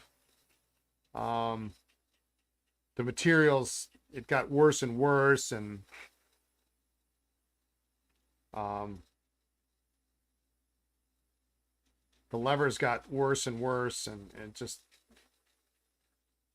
it was the end of an era. I mean, they were no longer making full J-size pens. I suppose, you know, you just have to make a different barrel size. The cap's basically the same. You know, LJ and an SJ, you know, the only difference is the barrel. Everything else is exactly the same. Section's the same, nib's the same, sack length is the same, J-bar length is the same.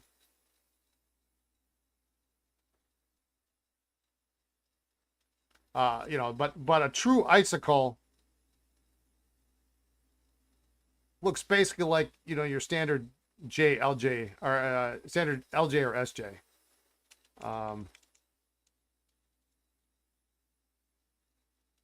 But yeah, it's got little fine little pinstripes. You'll find that the material is less marbly.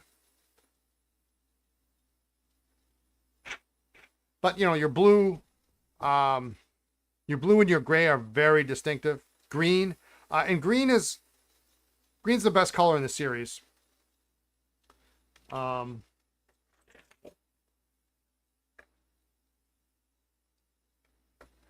Let's see.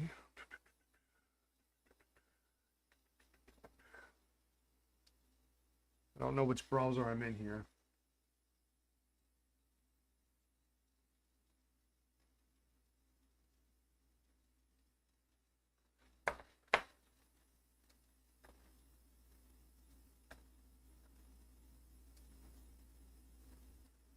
Oh, here we go. Let's see if this is right.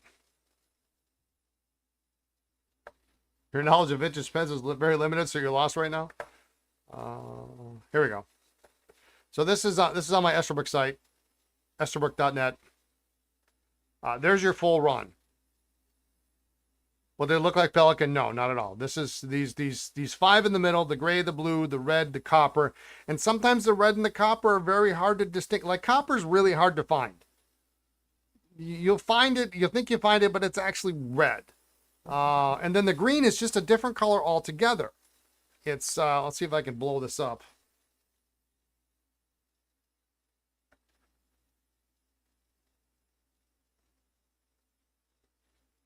But you can see the distinct, it's a very plain,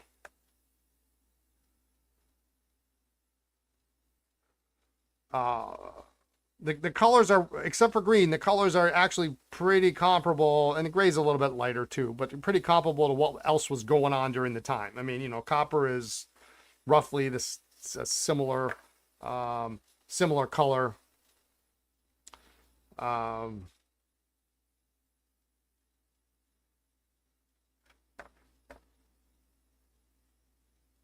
But they're interesting, and they all have this little spoon style lever that you see on the green one.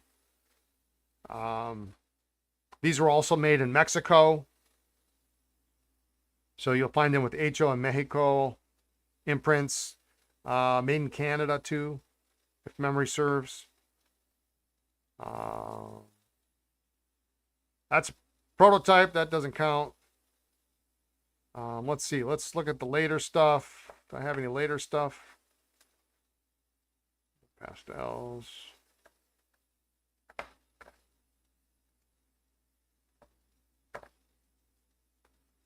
So I have one that we were talking about. No.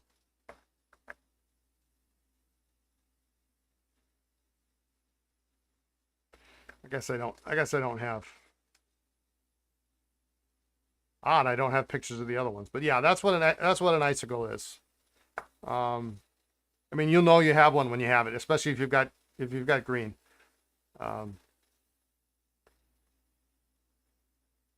Fuzzy, thanks. See you next time.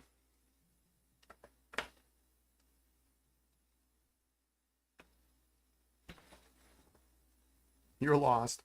Your vintage pen is a shape or balance. There's lots to learn about vintage, but that's fun too. Take it slow, concentrate on a favorite brand or model first. Yeah, absolutely. It balances your grandma's pen, great. Yeah, and if you don't know enough about repairing pens and it needs to be repaired, don't learn on that pen, please. You will, if something happens, you'll regret, spend the money to send it out and get it fixed. Um,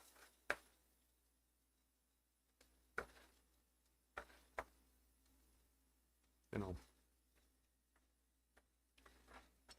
I mean, yeah, if you do know how to repair it and you're confident that you can do it, but the thing is when the best way to have a direct connection to the pen. Yeah, I mean, but if you break it, you can't have it back.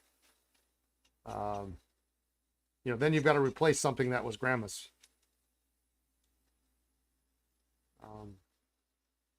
Or save it until you've learned on something else.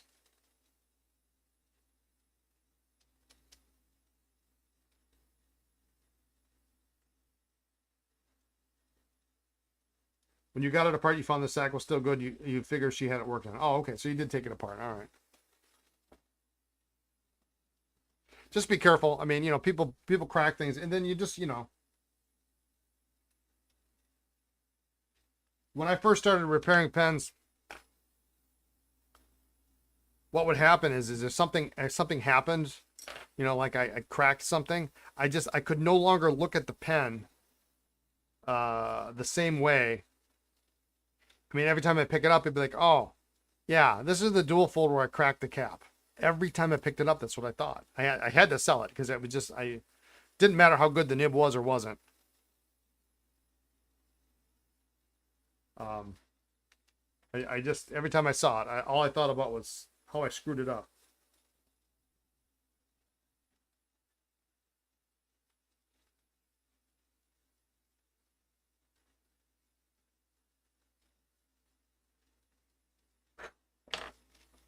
Usually my advice is if you don't know when it was last serviced,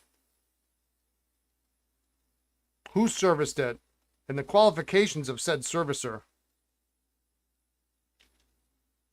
Oops, don't want that to fall out. Get it serviced. Even if it works now, it's not a question of if it's going to fail, it's a question of when it's going to fail. But, if you've just got it at home and there's little chance of it leaking into your shirt, then maybe that's not the worst thing in the world. Stick around here for a while, you learn a bunch.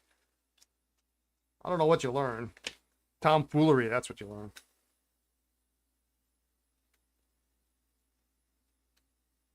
Probably, especially if you use it a lot. Folks were very attached to their pens generations ago. Tended to take care of them. New sacks then could last for years. Yeah, they would. I mean, like we talked earlier. But also remember, people didn't collect pens. I mean, I'm sure there was somebody, but I mean, it was a writing instrument. You had one, maybe you had two, but you had one. You didn't have a pen case. A pen case didn't exist, right? You didn't need solutions for 4, 6, 12 writing instruments.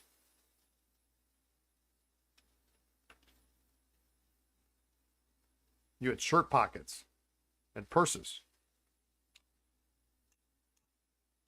Your worst problem was if you had a pen and pencil set.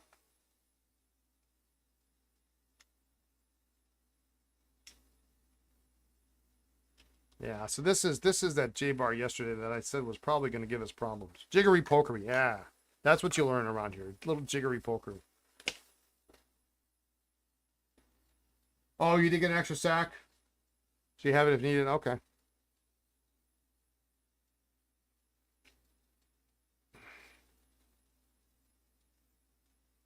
Yeah, so I mean, when it starts acting up, then just replace it.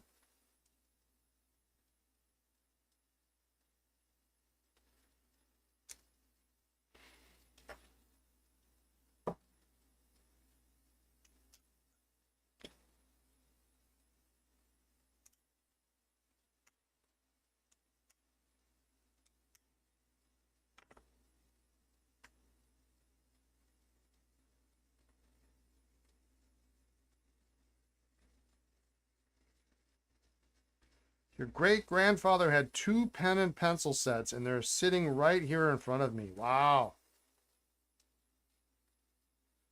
How cool is that? What you can't just sit there and tell us your great grandfather had.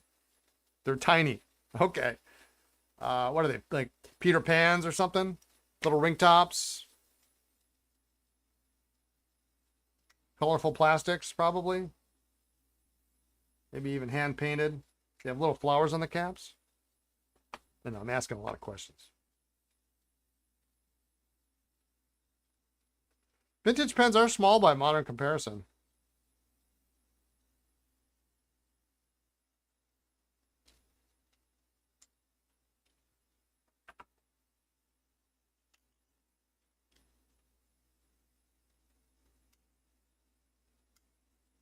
I mean, even the big pens are small by modern comparison. I mean, oh, Canadian Waterman Century and a pen named after a lady. Lady Dutiful. I mean, this was one of the biggest pens in the day.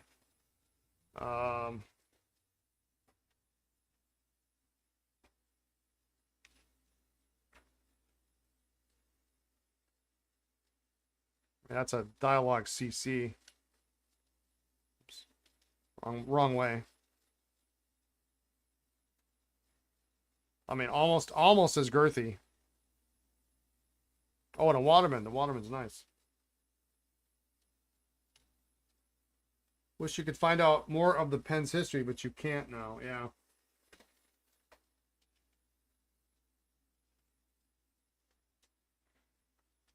Yeah, I sadly do not have any pens. I have one pen of my grandmother's. And I have a funny memory of talking to her about it.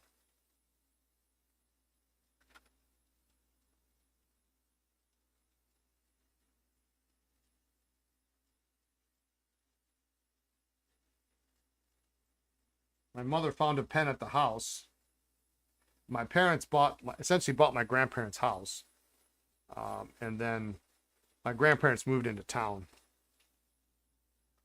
And one day, like my mom or my dad found this Schaefer Balance in the garage. I don't know why it was in the garage, but it was in the garage. And so, oh well, you're into pens. I mean, this is maybe you'll want this. But yeah, absolutely. And so when I would come to visit, I would come to my mom's house first, and we would chat, and then I would would drive into town.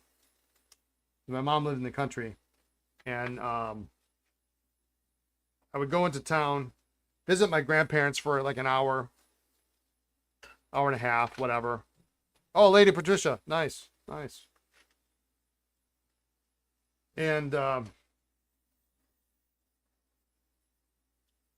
then come back and finish up with my mom, and then I would leave, because I was a couple hours out of town. And so she gives me this pen, and this is, I think, right around when I first started collecting pens. I go into town, I go see my grandparents, and grandma's like, oh well, what's new? Da, da, da, da. I didn't see him all that much, so well, I started collecting fountain pens. Oh, ink pens, that kind of thing, that kind of conversation. And oh well, I used to have one. It was really pretty. It was kind of small. It was so and so. It was red, and it had this little clip that went. It clipped that thing that went over the top. I go, this one? Yeah, that's it.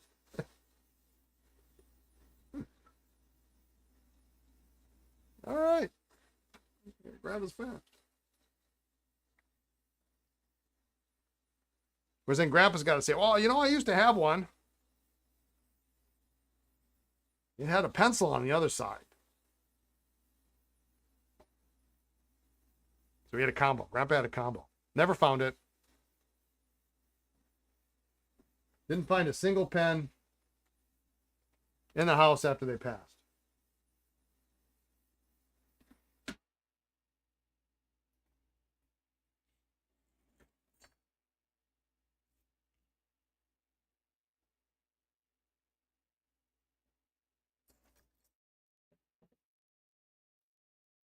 Yeah, when you said tiny, I mean Lady Patricia's a small pen for the day, but it's not. You said tiny, I was thinking Peter Pan or Grishav or Baby Grand. Or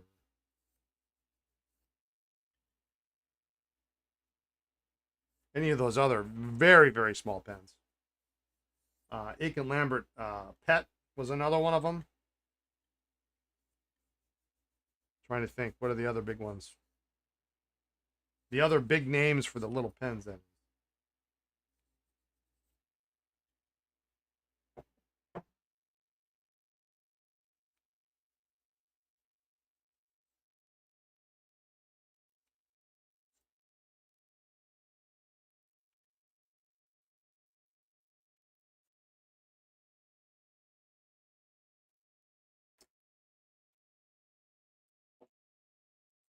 I mean, Lady Patricia was normal small pen. Lady Duopold in that size, a lady's pen.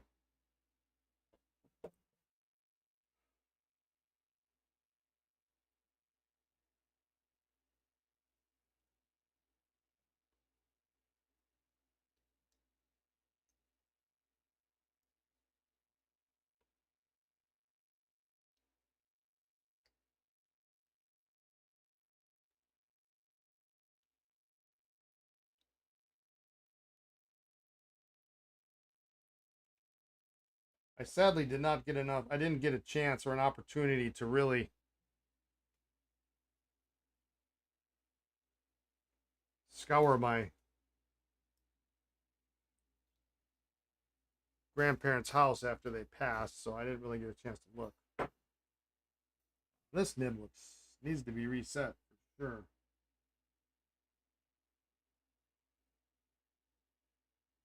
Nib looks okay. Oh, SJ, that's this guy here.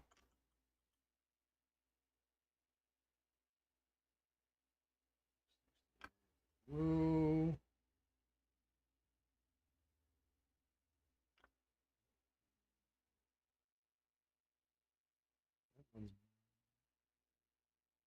Bad, but I bet we can maybe get that straight.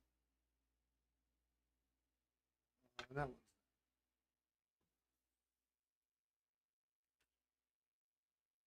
good story. Yeah, I got a lot of stories. A lot of stories.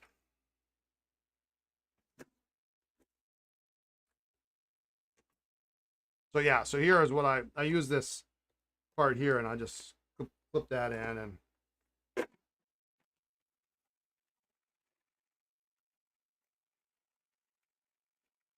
that'll get the water out of the cap.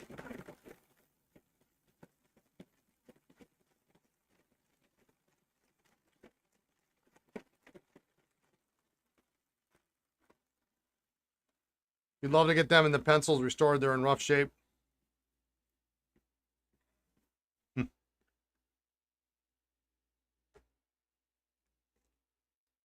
Well, if you need help, you know how to get a hold of me.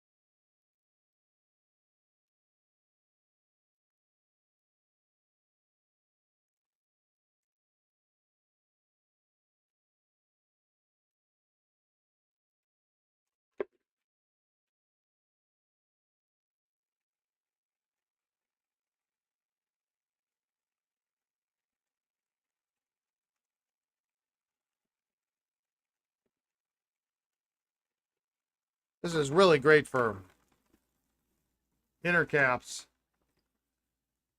getting water out of those inner caps because it's just it's so hard to get anything out of there.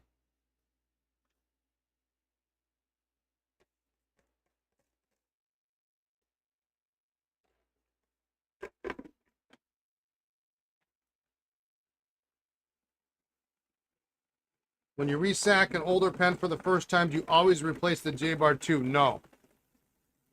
No. Only if it needs it.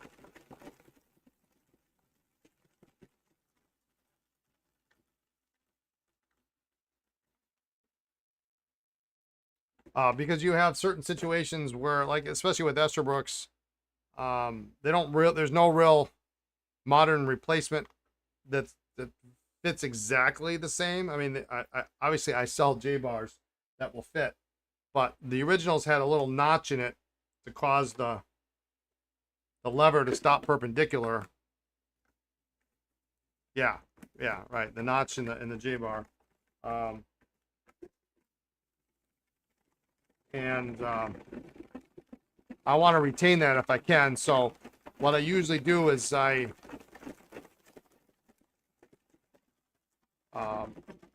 I use a Dremel with a wire brush on it, and I clean off, any rust or any debris or whatever, and that allows me to assess whether or not the J bar. Sometimes you can have something that's got a lot of surface rust on it, but it's really fine underneath.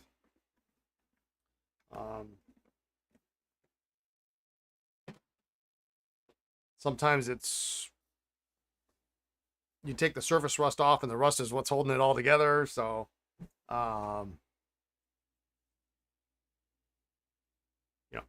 you find out, if you can reuse it or not. And if you can't reuse it, then you've got, then you got to make decisions.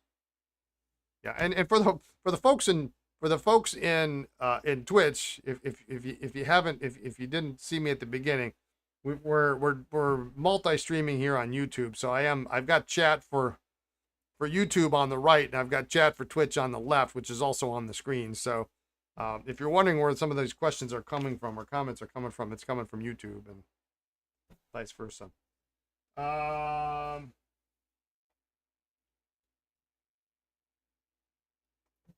All right. Let's cut these. What time is it? 4:04. Okay, good.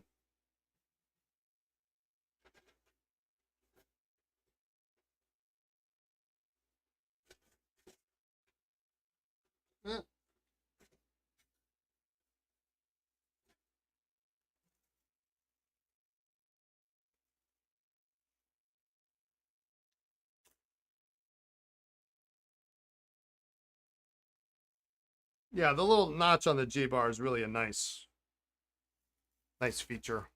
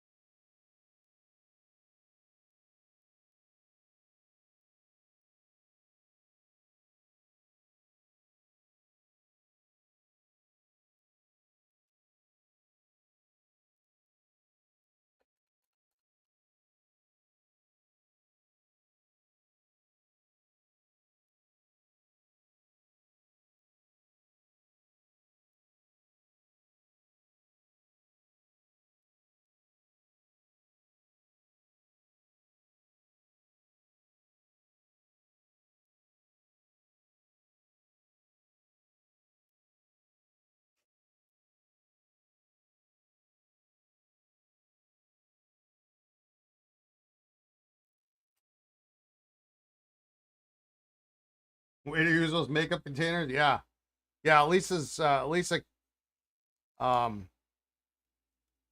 loves containers. She's always looking out for something for me. For can you use this for pen repair? I've used this for a long time now.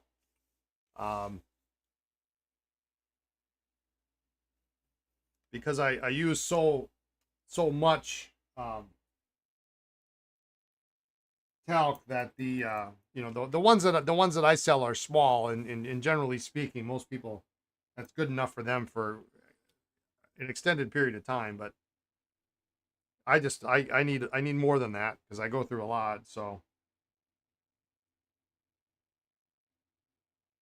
all right, so these have that tray liner in them. Oh yeah, they're going to be much shorter.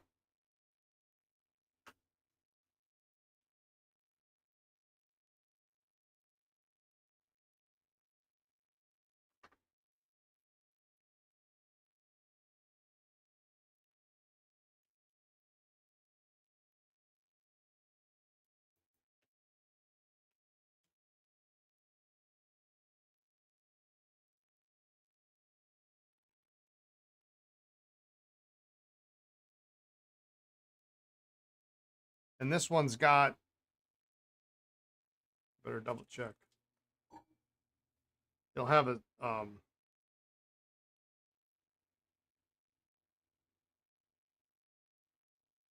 yeah, so it's got a spacer which looks like an eraser essentially at the back of the barrel.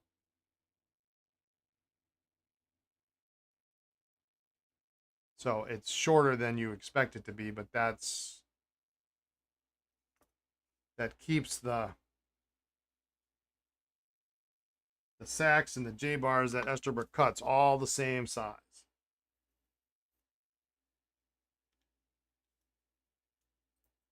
Oops.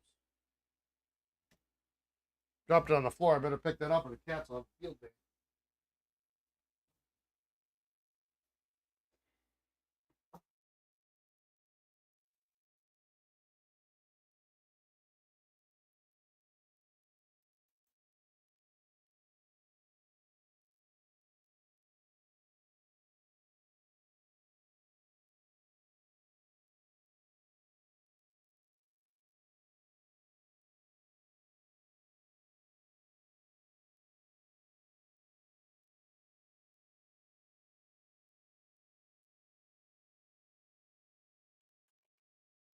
Same thing with that guy.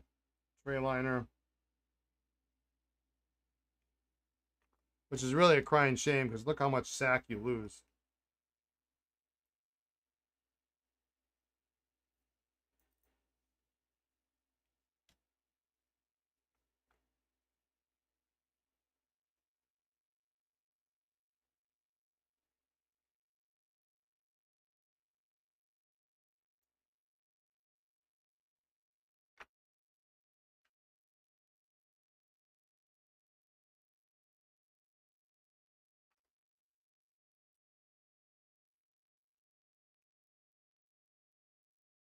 Oh, when you think about it, for Esterbrook, all your sacks are essentially, this one might be a little bit, no, roughly about the same size.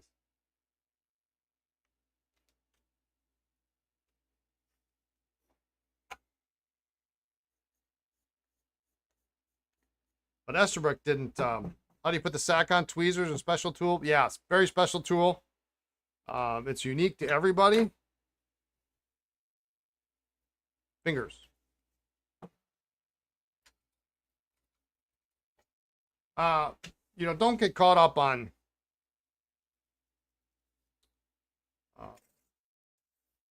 they make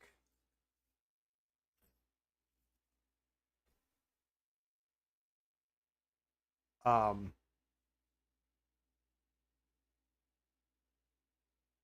special tools for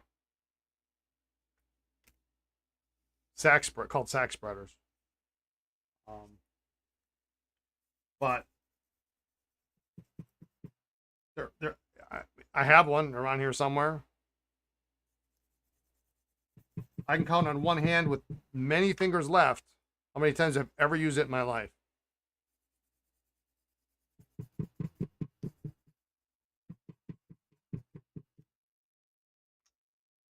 How would you estimate how much that holds? 1 mil? Yeah, I mean something like that. I mean maybe. Hang on. Yeah, let me finish this here, and maybe we can.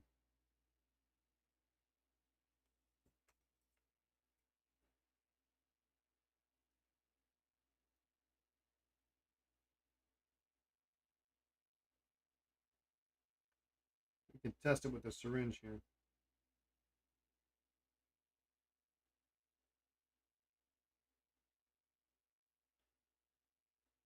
I really think the best course of action is to learn how to do it with your hands.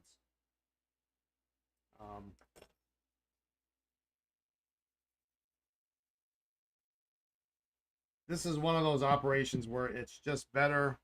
And if you use the correct size sack,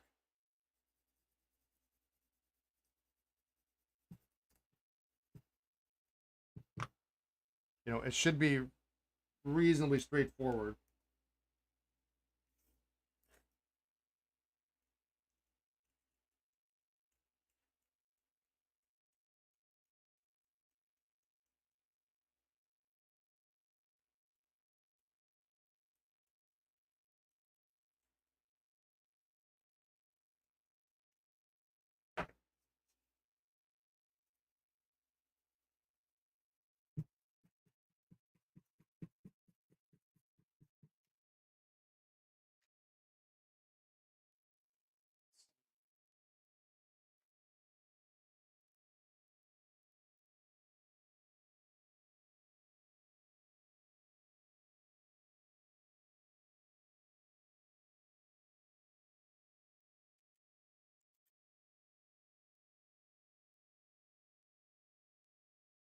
Now this part of this sack here, like from here up, is not actually holding ink,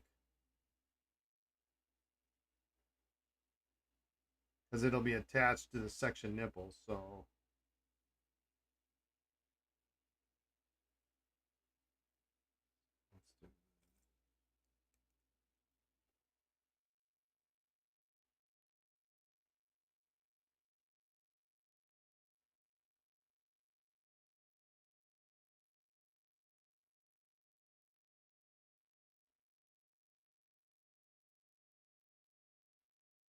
yeah, I got roughly 3/4 of a mil.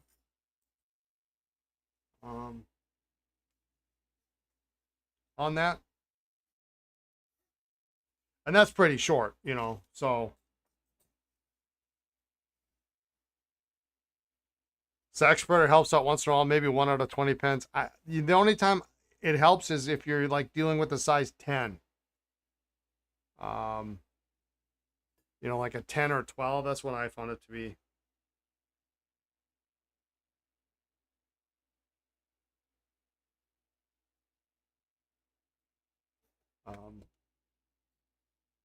Helpful. But even then, if you just learn to do it with your fingers. Let's see, do I have a spreader here? I don't have a real. I've got an original sack spreader somewhere. Like, I mean, they used to give them in pen kits back in the day.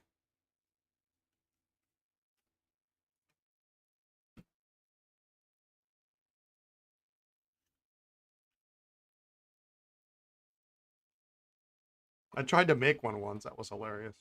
That didn't pan out so well. Thought, well, I could make this out of a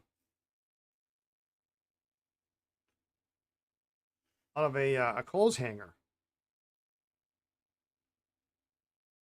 I mean, I bet you could, but not the way I did.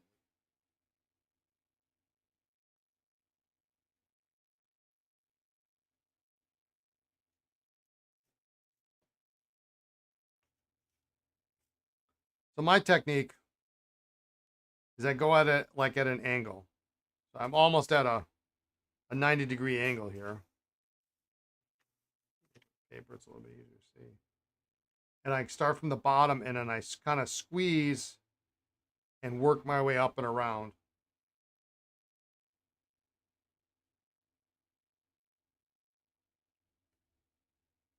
And push it on. And then once I get it on, just basically try to get it on as much as I can. If it's, sometimes it'll just go on real. No more wire hangers. Yeah, I remember that movie. Watched that as a kid. You know, once you get it on, you can, if you weren't, If you weren't sure, you can rotate it a little bit to make sure that you get even coverage. And then I hold it in place and then rotate it on the cloth to kind of, anything that comes out forms a bead.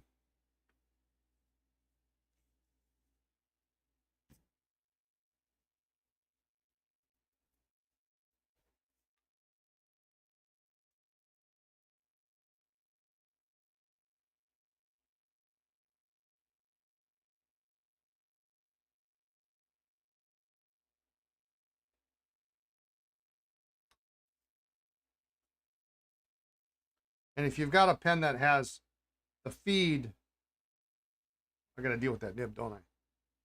That's, you know, backed up to the edge of the section. I start with the feed side first.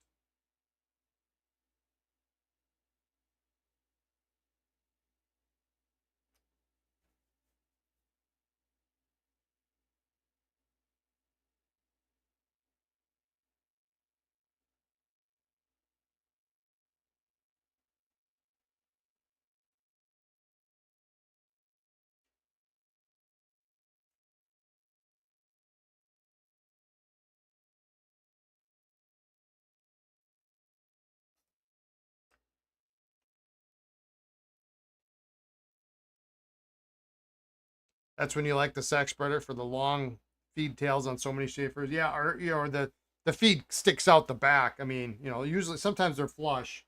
That's okay, but when they stick out the back, or your lucky curves like those, I can't stand.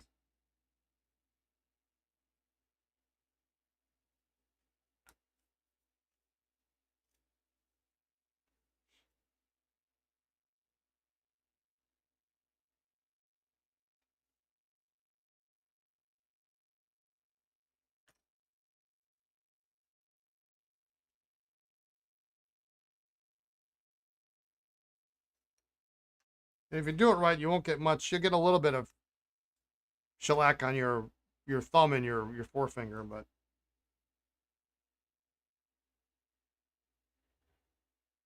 which is why I always, you'll see me wipe it off on this cloth, actually a napkin,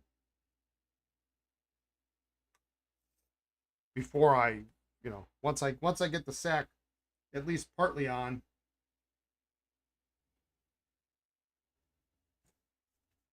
I kind of start to roll my fingers back so that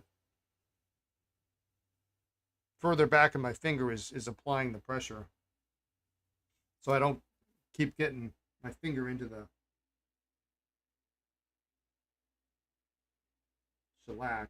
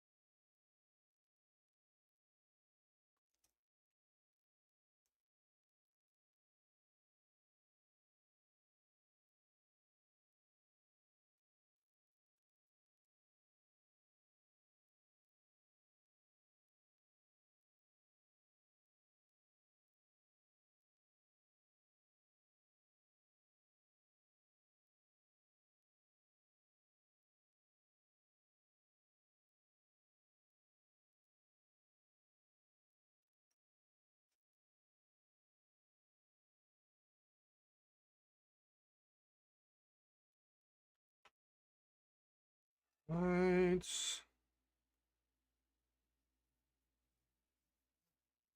Yeah, I gotta find my sax spread. I don't know where that ended up. Just for edification.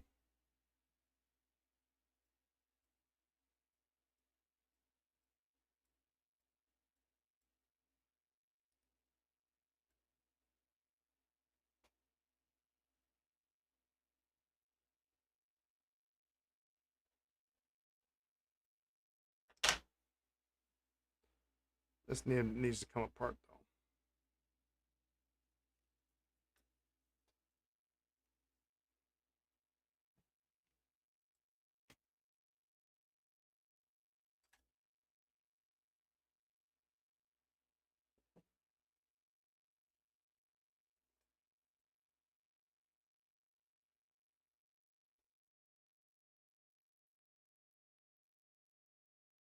When I'm 70, I can write the definitive guide on pen repair? Nah. It already exists.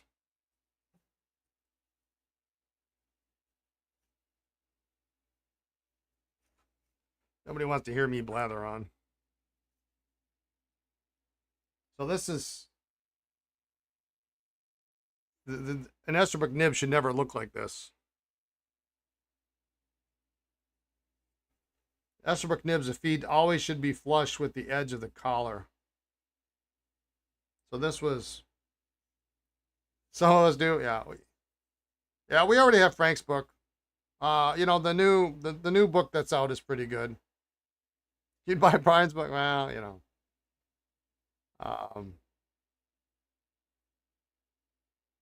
So this is, well, it looks okay. It's not right. This collar needs to go that way. So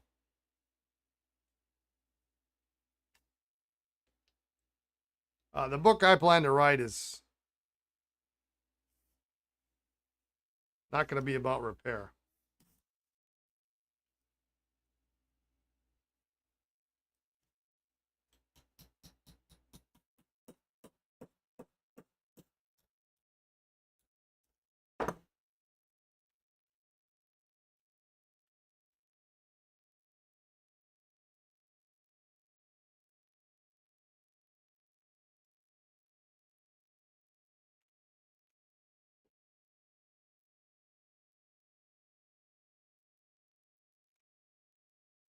This looks good, but as long as I got it open.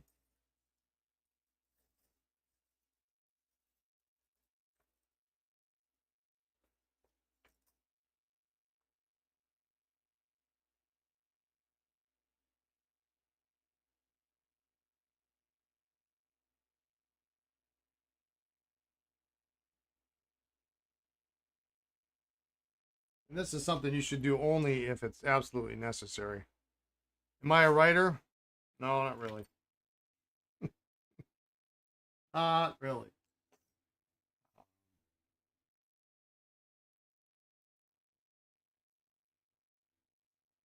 But there's a gap in the pen literature.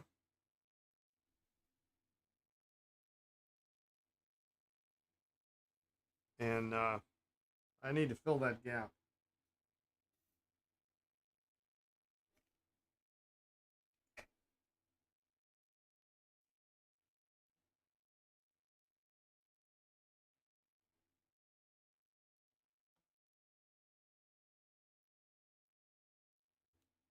All right. Yeah, and you and if you do this, so you can see automatically. You need 3 or 4 volumes on Schaefer? Yeah, that's not me. That's not me.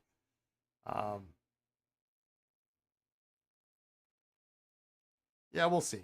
We'll see.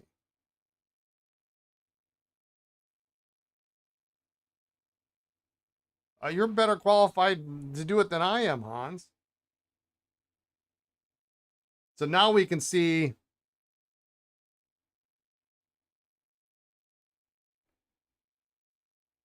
the Made in USA. It was you can actually see the line right there where the collar was, and then this is now flush, which is how it should be. So the nib looks better. It's bigger.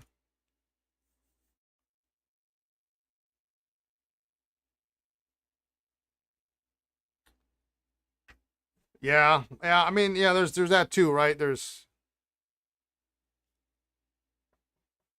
articles that I could and would write for the pennant. I'm just not motivated to do so. Because every time I write an article, well, not every time, I've only done it a couple times, once, twice. The last time I did it, a bunch of stuff got screwed up. And I mean, you can't undo that. You have an old commonly stored Dinky and Vin Esterbrook SJ that both write really dry. Is that expected for these type of pens? Not necessarily. Not necessarily. I mean, it could be that it could be just like, you know, just like anything else. Tines could be too tight. Try different inks. Waterman.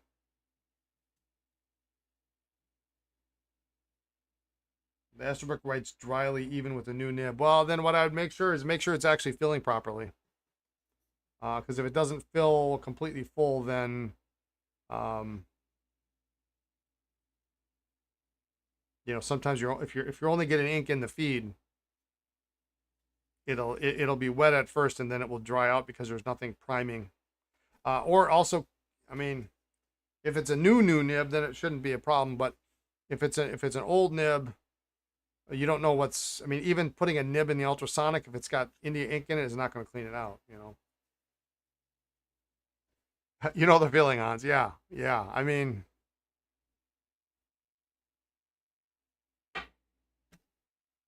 yeah. All right, we're gonna let those dry. We got some pens to test, and we should hit our. I've got one more thing to do too, actually. Is it okay to sonic clean Esterbrook vintage nibs with feet? And absolutely, yeah. Yeah, all day long. Whoops, don't need those. What am I doing here? We're gonna assemble these. That's what we're gonna do. New old stock nib. Okay, yeah. It could be the tines are just simply too tight.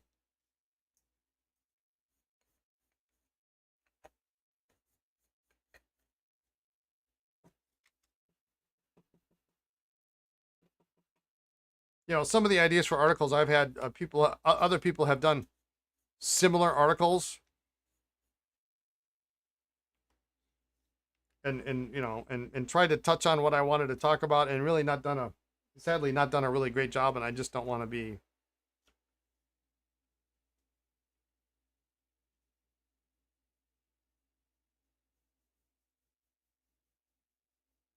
I'm just gonna write a book, and you know, Lisa and I have talked about doing it for years.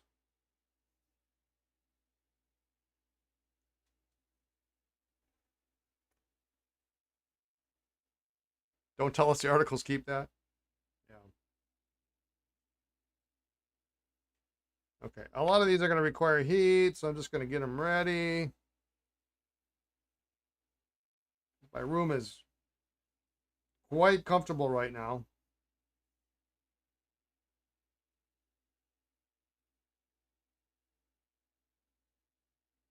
Well, you know, sadly, I don't think there's a lot of people that are qualified to write the article.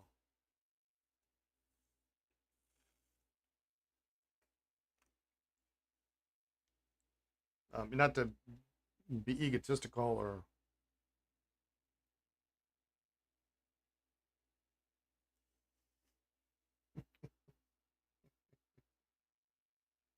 Um,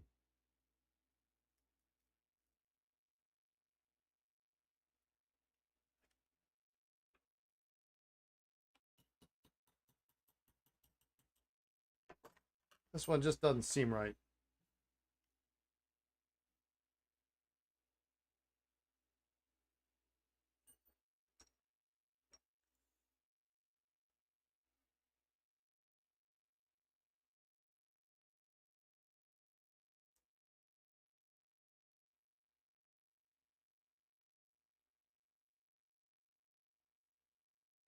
Hmm. Yeah.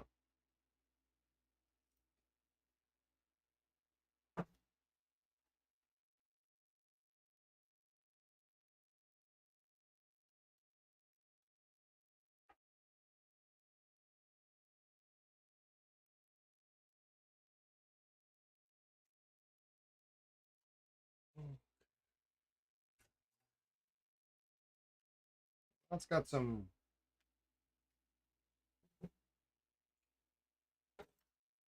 junk on it. We're going to clean that off.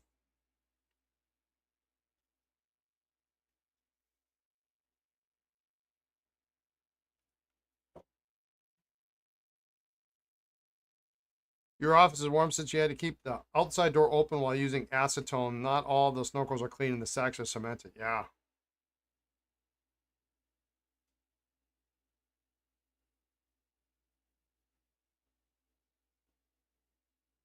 Well, yeah, that'll be enough to cause a problem here on this nib.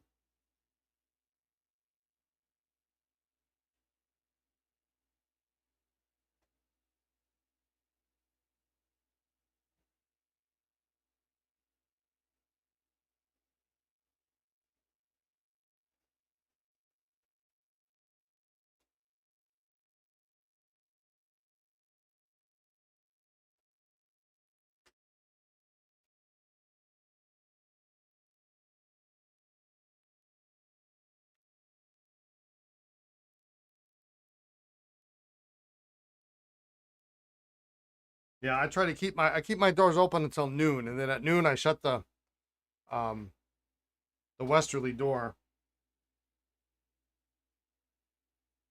because it starts getting hot.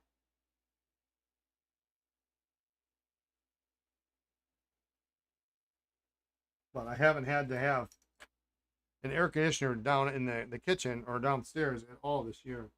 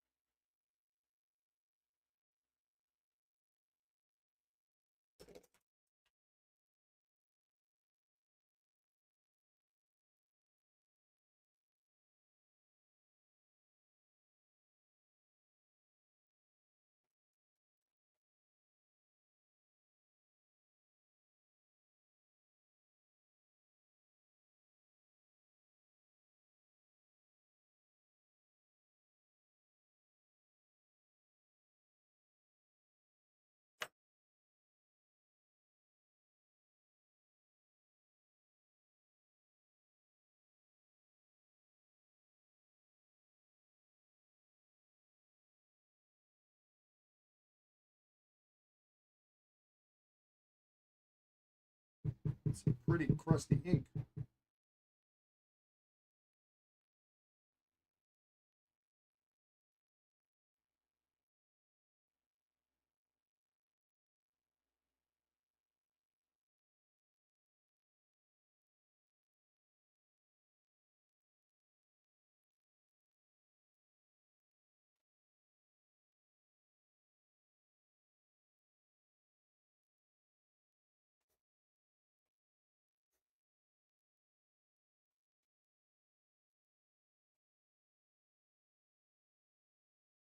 It's 2025. A lot of people aren't qualified for a lot of those.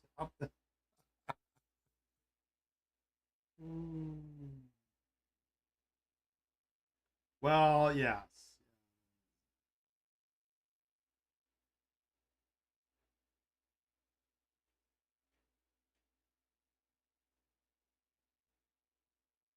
I didn't even know this is a 2968 nib. This is totally worth ripping apart and gotta go. It's been wonderful talking with you. Thank you, Brian and Jay. Yeah, yeah. Thanks for coming in. Appreciate it. See you next time.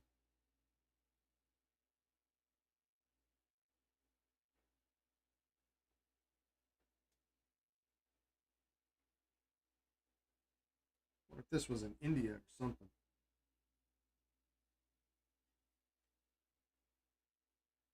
There we go.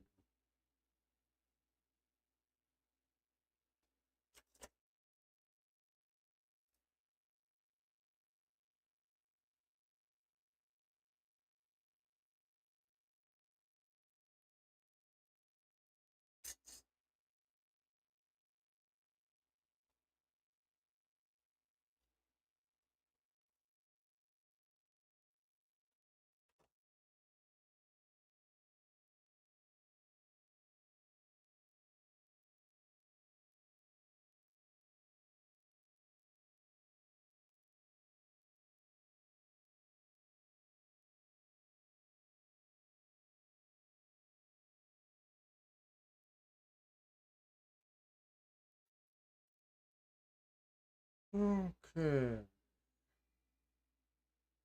Semi-rounded feed, totally worth fixing this.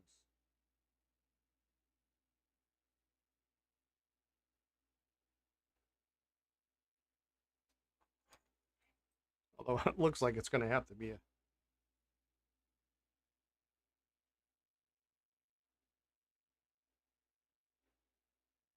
Yeah, it's worn a little bit to the left.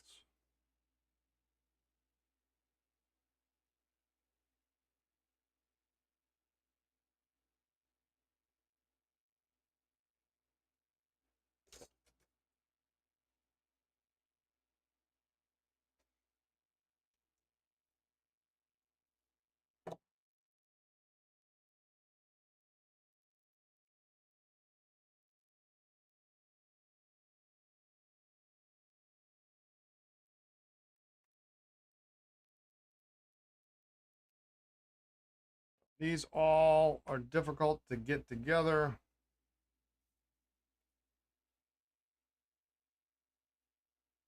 The way the section is designed, so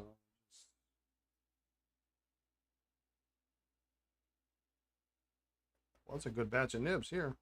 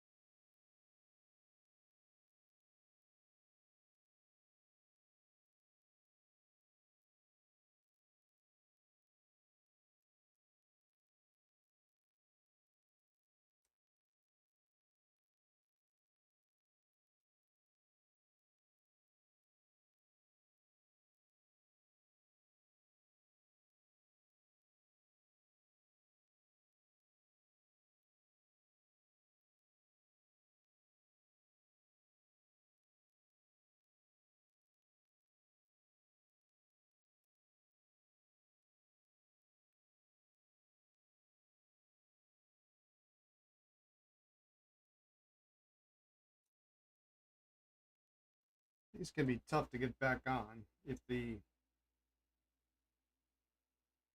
little sleeve over the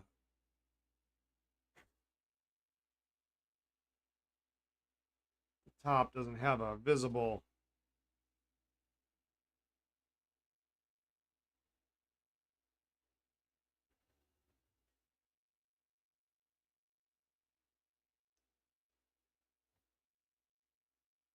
gap.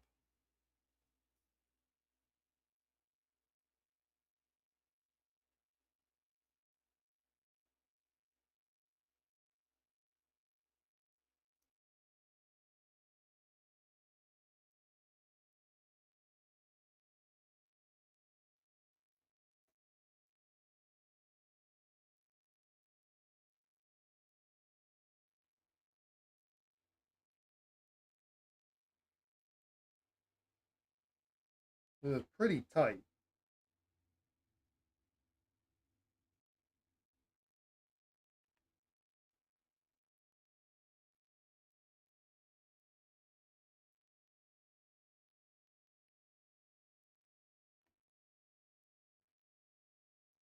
Mm.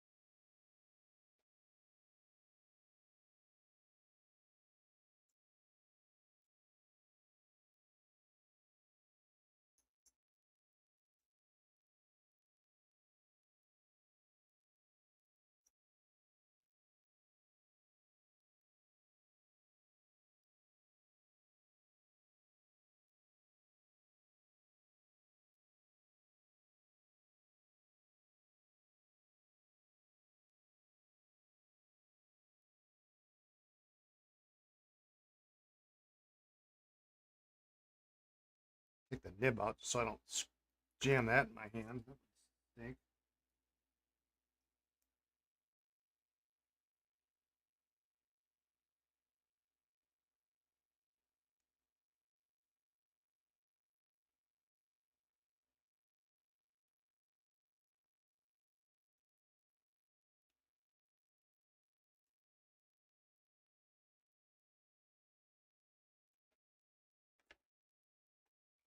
I'll go on. We'll get it.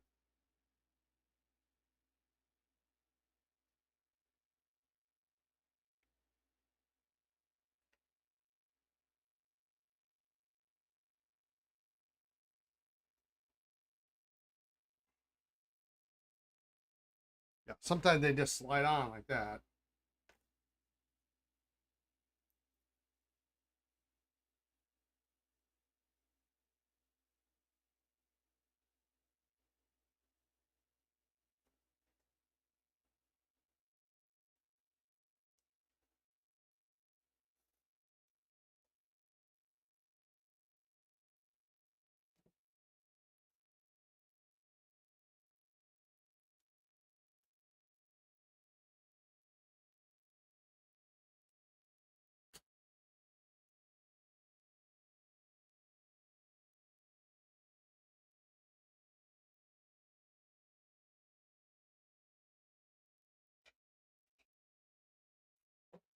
Are they unidirectional or could they go on either way? I believe they're unidirectional. Sometimes you'll see that they're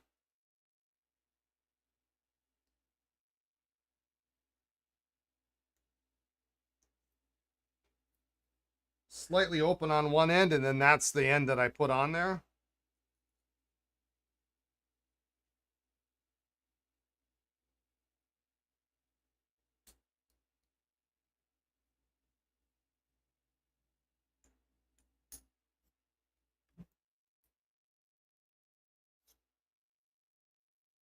This guy is just exceptionally tight.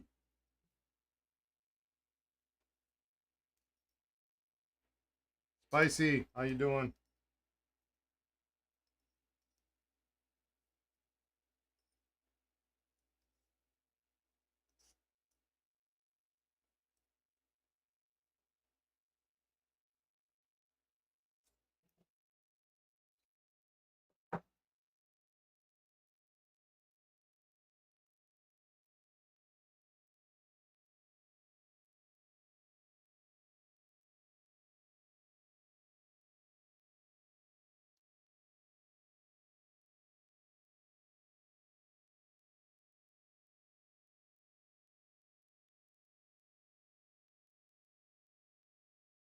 I think this section is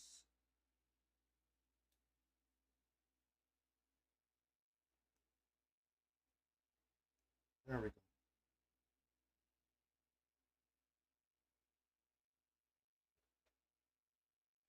You can see here where it's spreads open. But I mean it's really tight.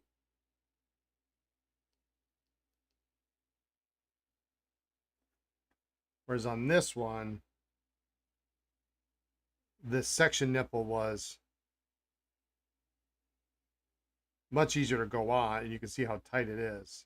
And I think the actual diameter on this one was actually smaller.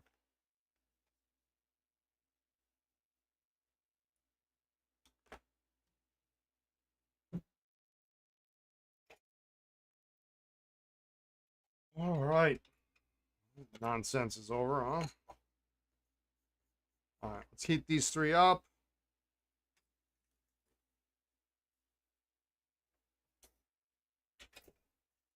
Let's do writing samples.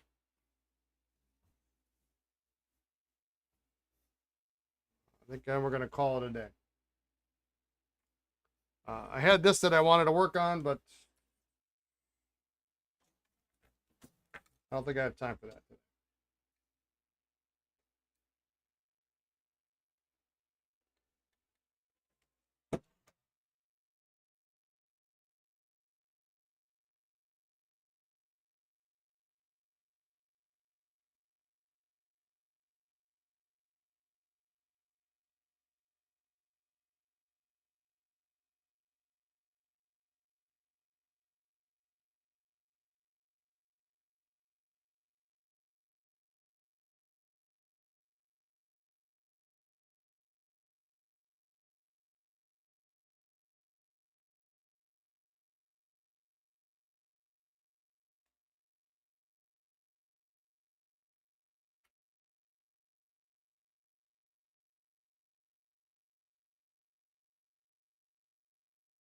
You see, I figured out YouTube and Twitch together. Yeah.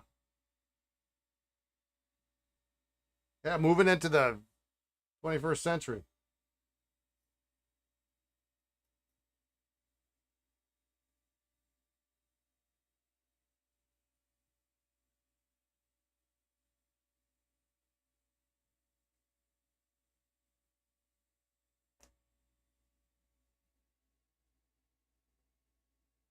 You had some exams today. Hope they went well.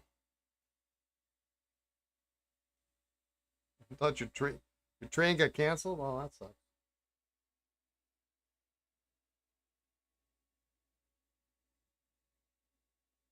Lisa and I were just talking about the train yesterday.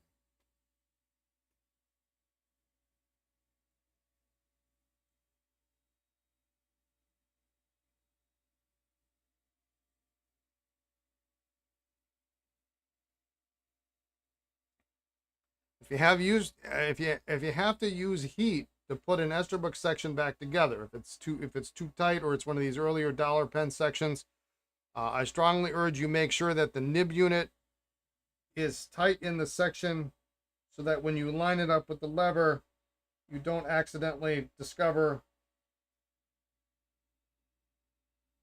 that you can turn it just a little bit more and then it doesn't line up.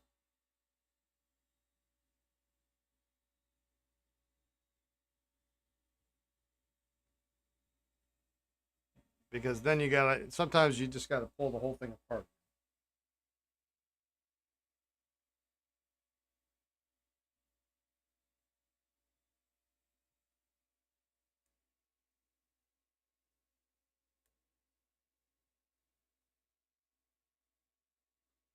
But these early sections are very tight.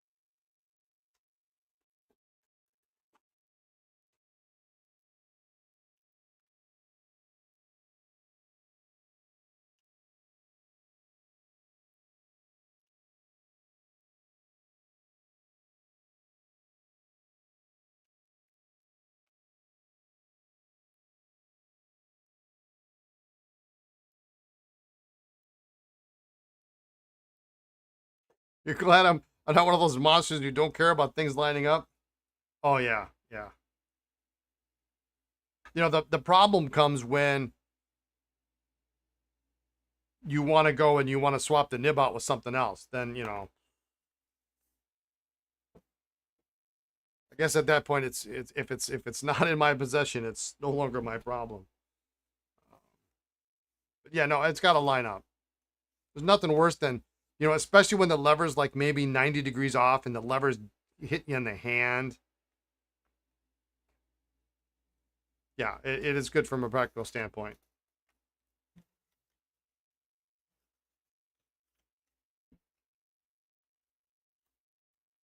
It just, you know, it's how pen companies did it, and it's how it should be done.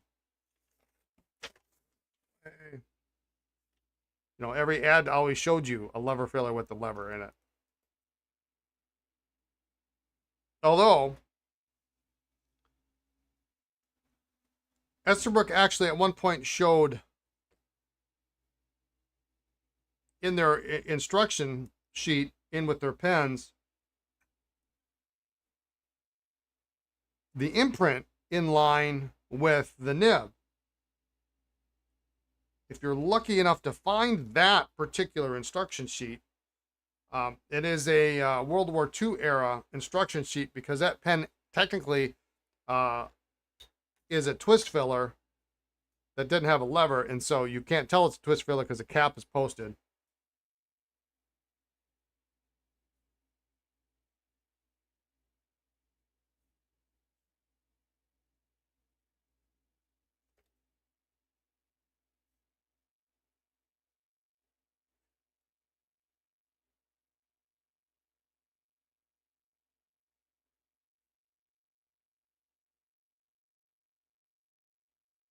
But that's the exception rather than the rule.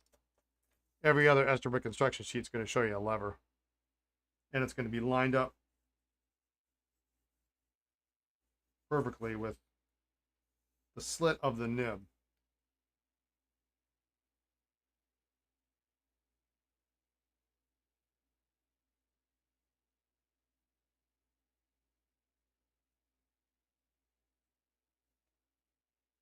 It's nice.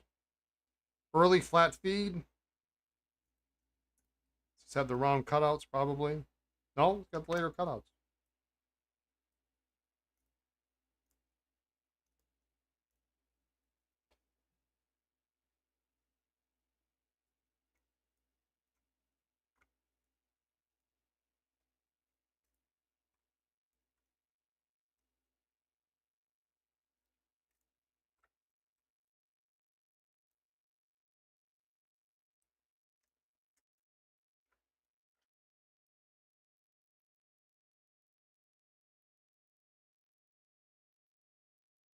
Yeah, when you restore the twist filler, you gotta line it up with the imprint.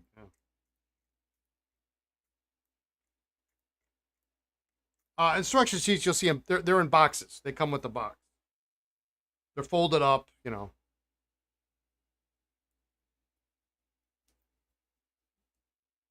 Not exactly rare. We'll spin those all together. Twist fillers, exceptionally rare. Rare, capital R. Yeah, typically there's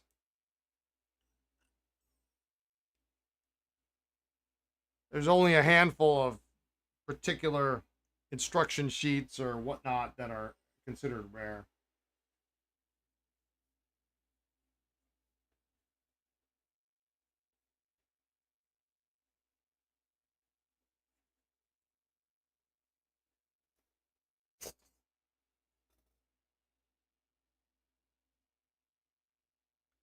But you might not notice.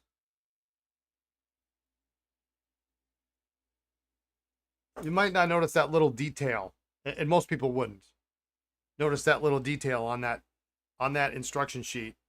That it is in fact showing a twist filler.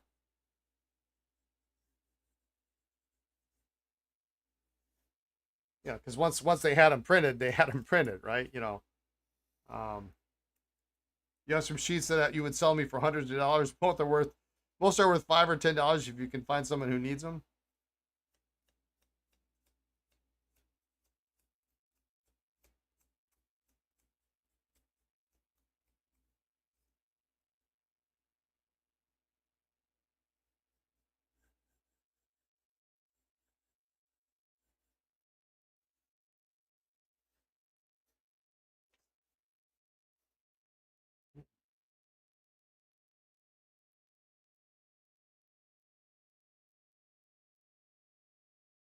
There we go.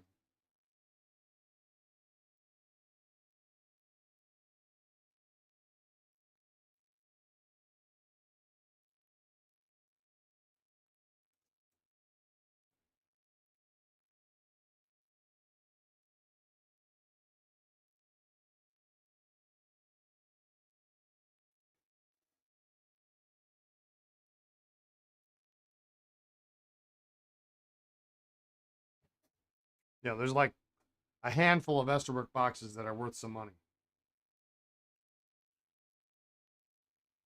Most of them just take up room in your office or your pen room.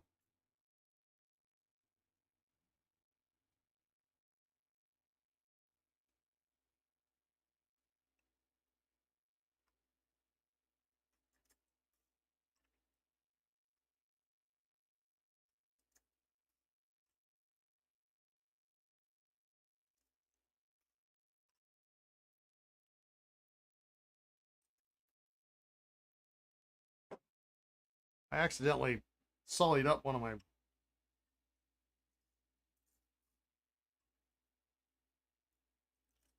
cups here. Your Waterman 20 box is probably worth something, but I couldn't give away most of the boxes hit. Yeah. I had to laugh. We were as we were packaging up boxes, pens Friday night after the YouTube live. All of a sudden I said, "Oh my goodness!" I said, "Boxes! I've got boxes. I have to remember to give boxes with some of these pens. I have Schaefer and Parker boxes up the wazoo. Probably 2 shelves worth of boxes on one of my shelving units." And I forgot. I forgot again. Like after Friday, I forgot. So the problem is that I have most of these boxes are doubles, so they're for sets, and I want to give them one away with sets, and I don't have too many singles.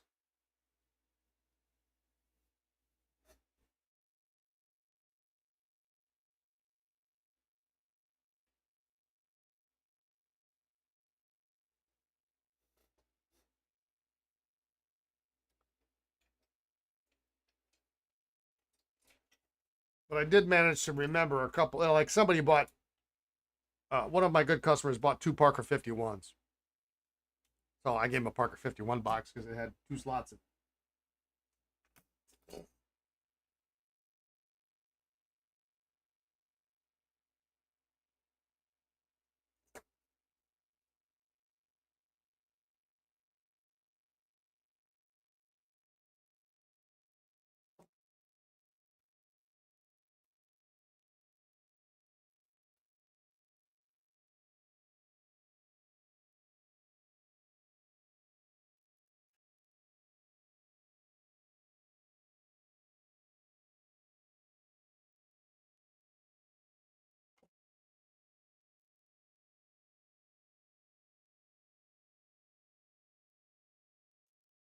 This one doesn't want to write.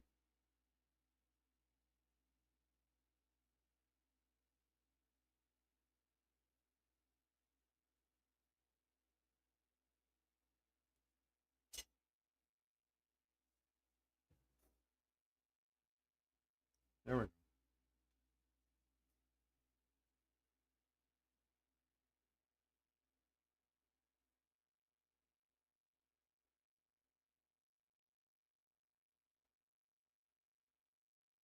It would help if I rotate it the way it was designed to write.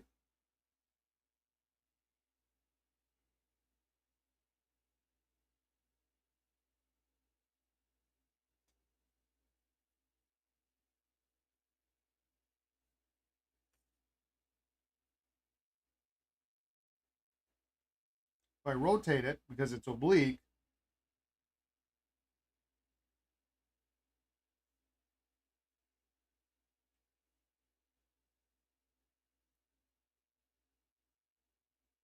it writes great. If I try to write, I mean, it will write this way, but it skips because the tines are that way.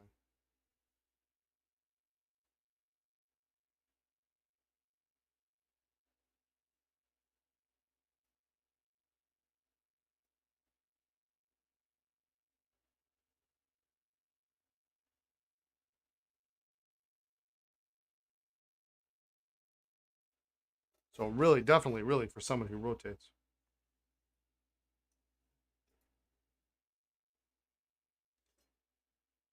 It's 5 o'clock.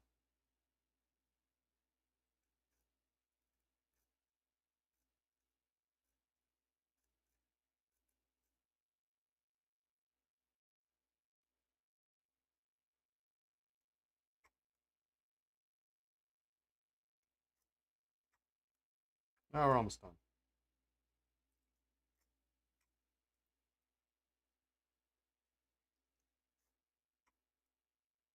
It's nice and it's broader than it needs to be, but for a medium,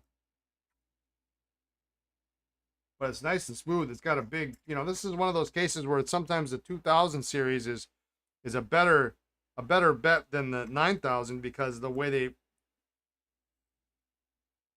they tip the 9000 series nibs. This has got just a huge huge patch of, well, it's not tipping, but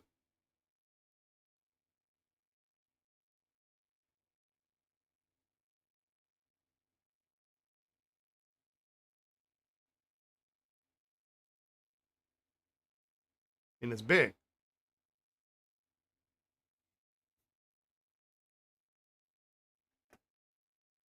All right, well, let's get this done. I got stuff to do.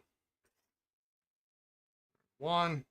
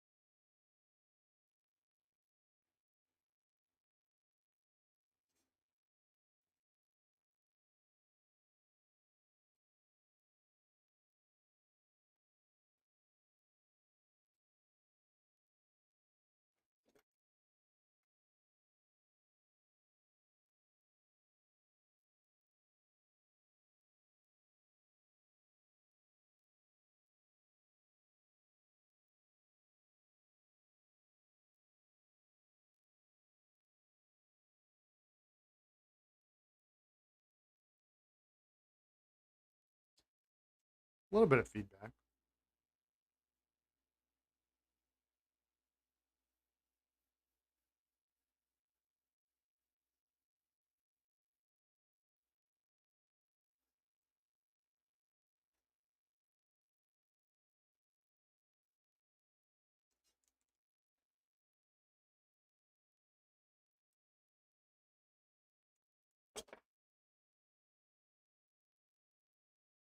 Pretty nice though.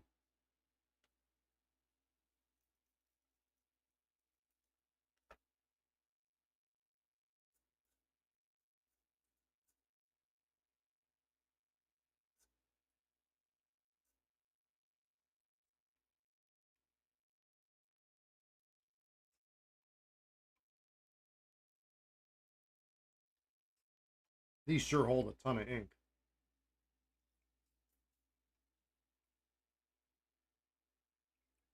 I mean, they're longer. What do we put in here? A 15 or something? Not quite as big as a 16, but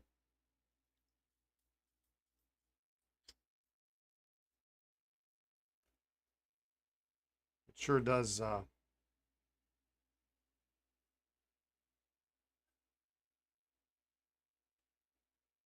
feel nice and full.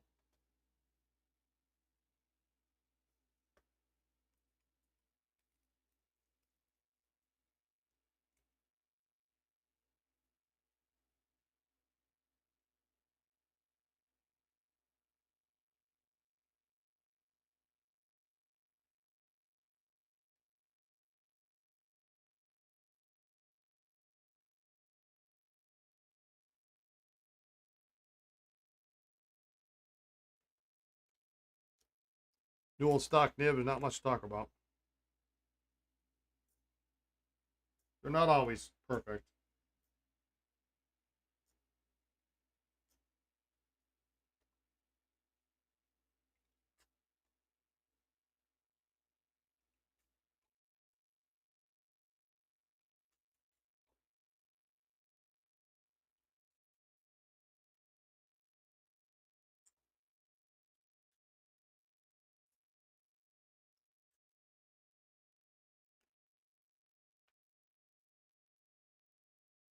All right, now this one had the original sack, which we left in there because it looked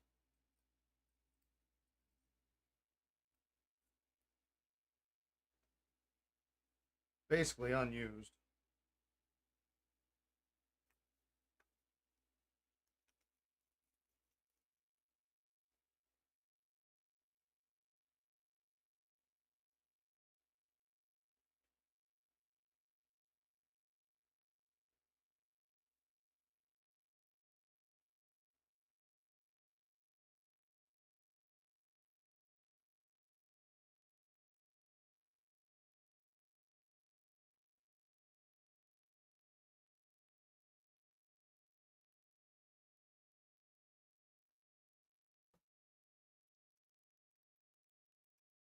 That'll do.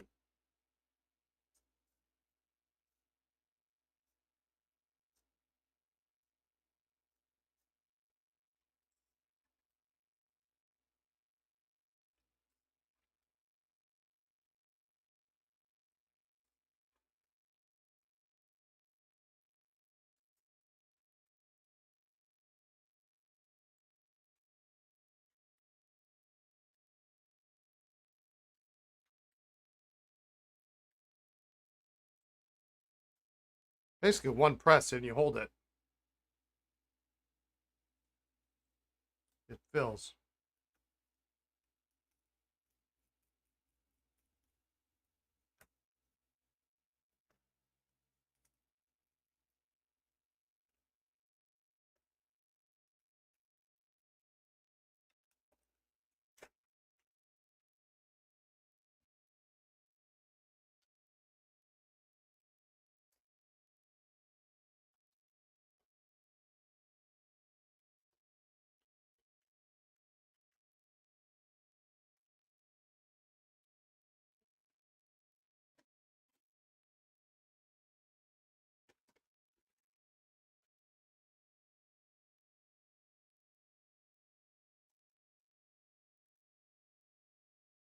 Running a little later than normal, but that's all right.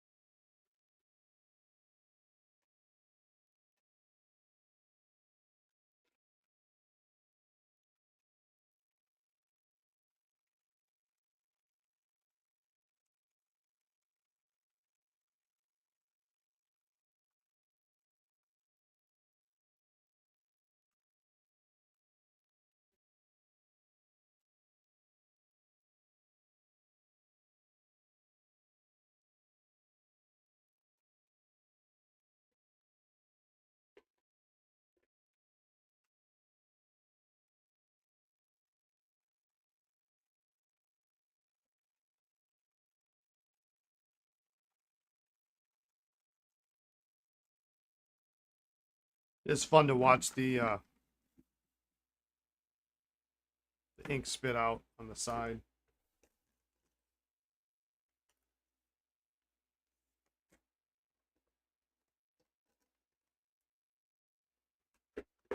Feel like you're accomplishing something.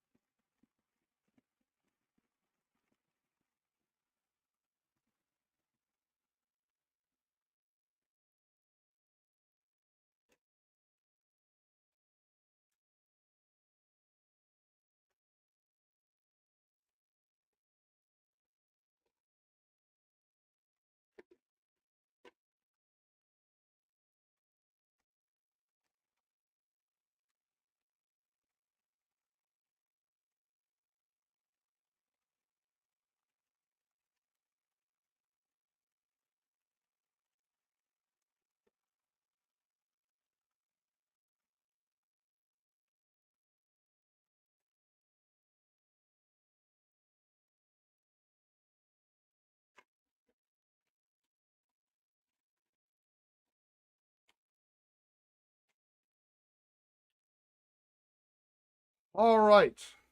Those guys are done. I'll let those dry overnight. We'll get them set aside for polishing at some point, which who knows when I'll do that. We can test these guys, and they'll be done tomorrow. I'll probably be working on that snorkel tomorrow. I'm going to work on this desk set tomorrow with this part here that just, it won't stay on. Because this desk set is going up on the website at some point soon. Your new one's got clear sides. Oh, nice.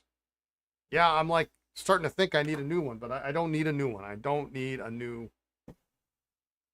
Don't need a new one. So we'll test those. We'll work on this a little bit tomorrow. Get this epoxied up. There's a huge gap there. Holy cow.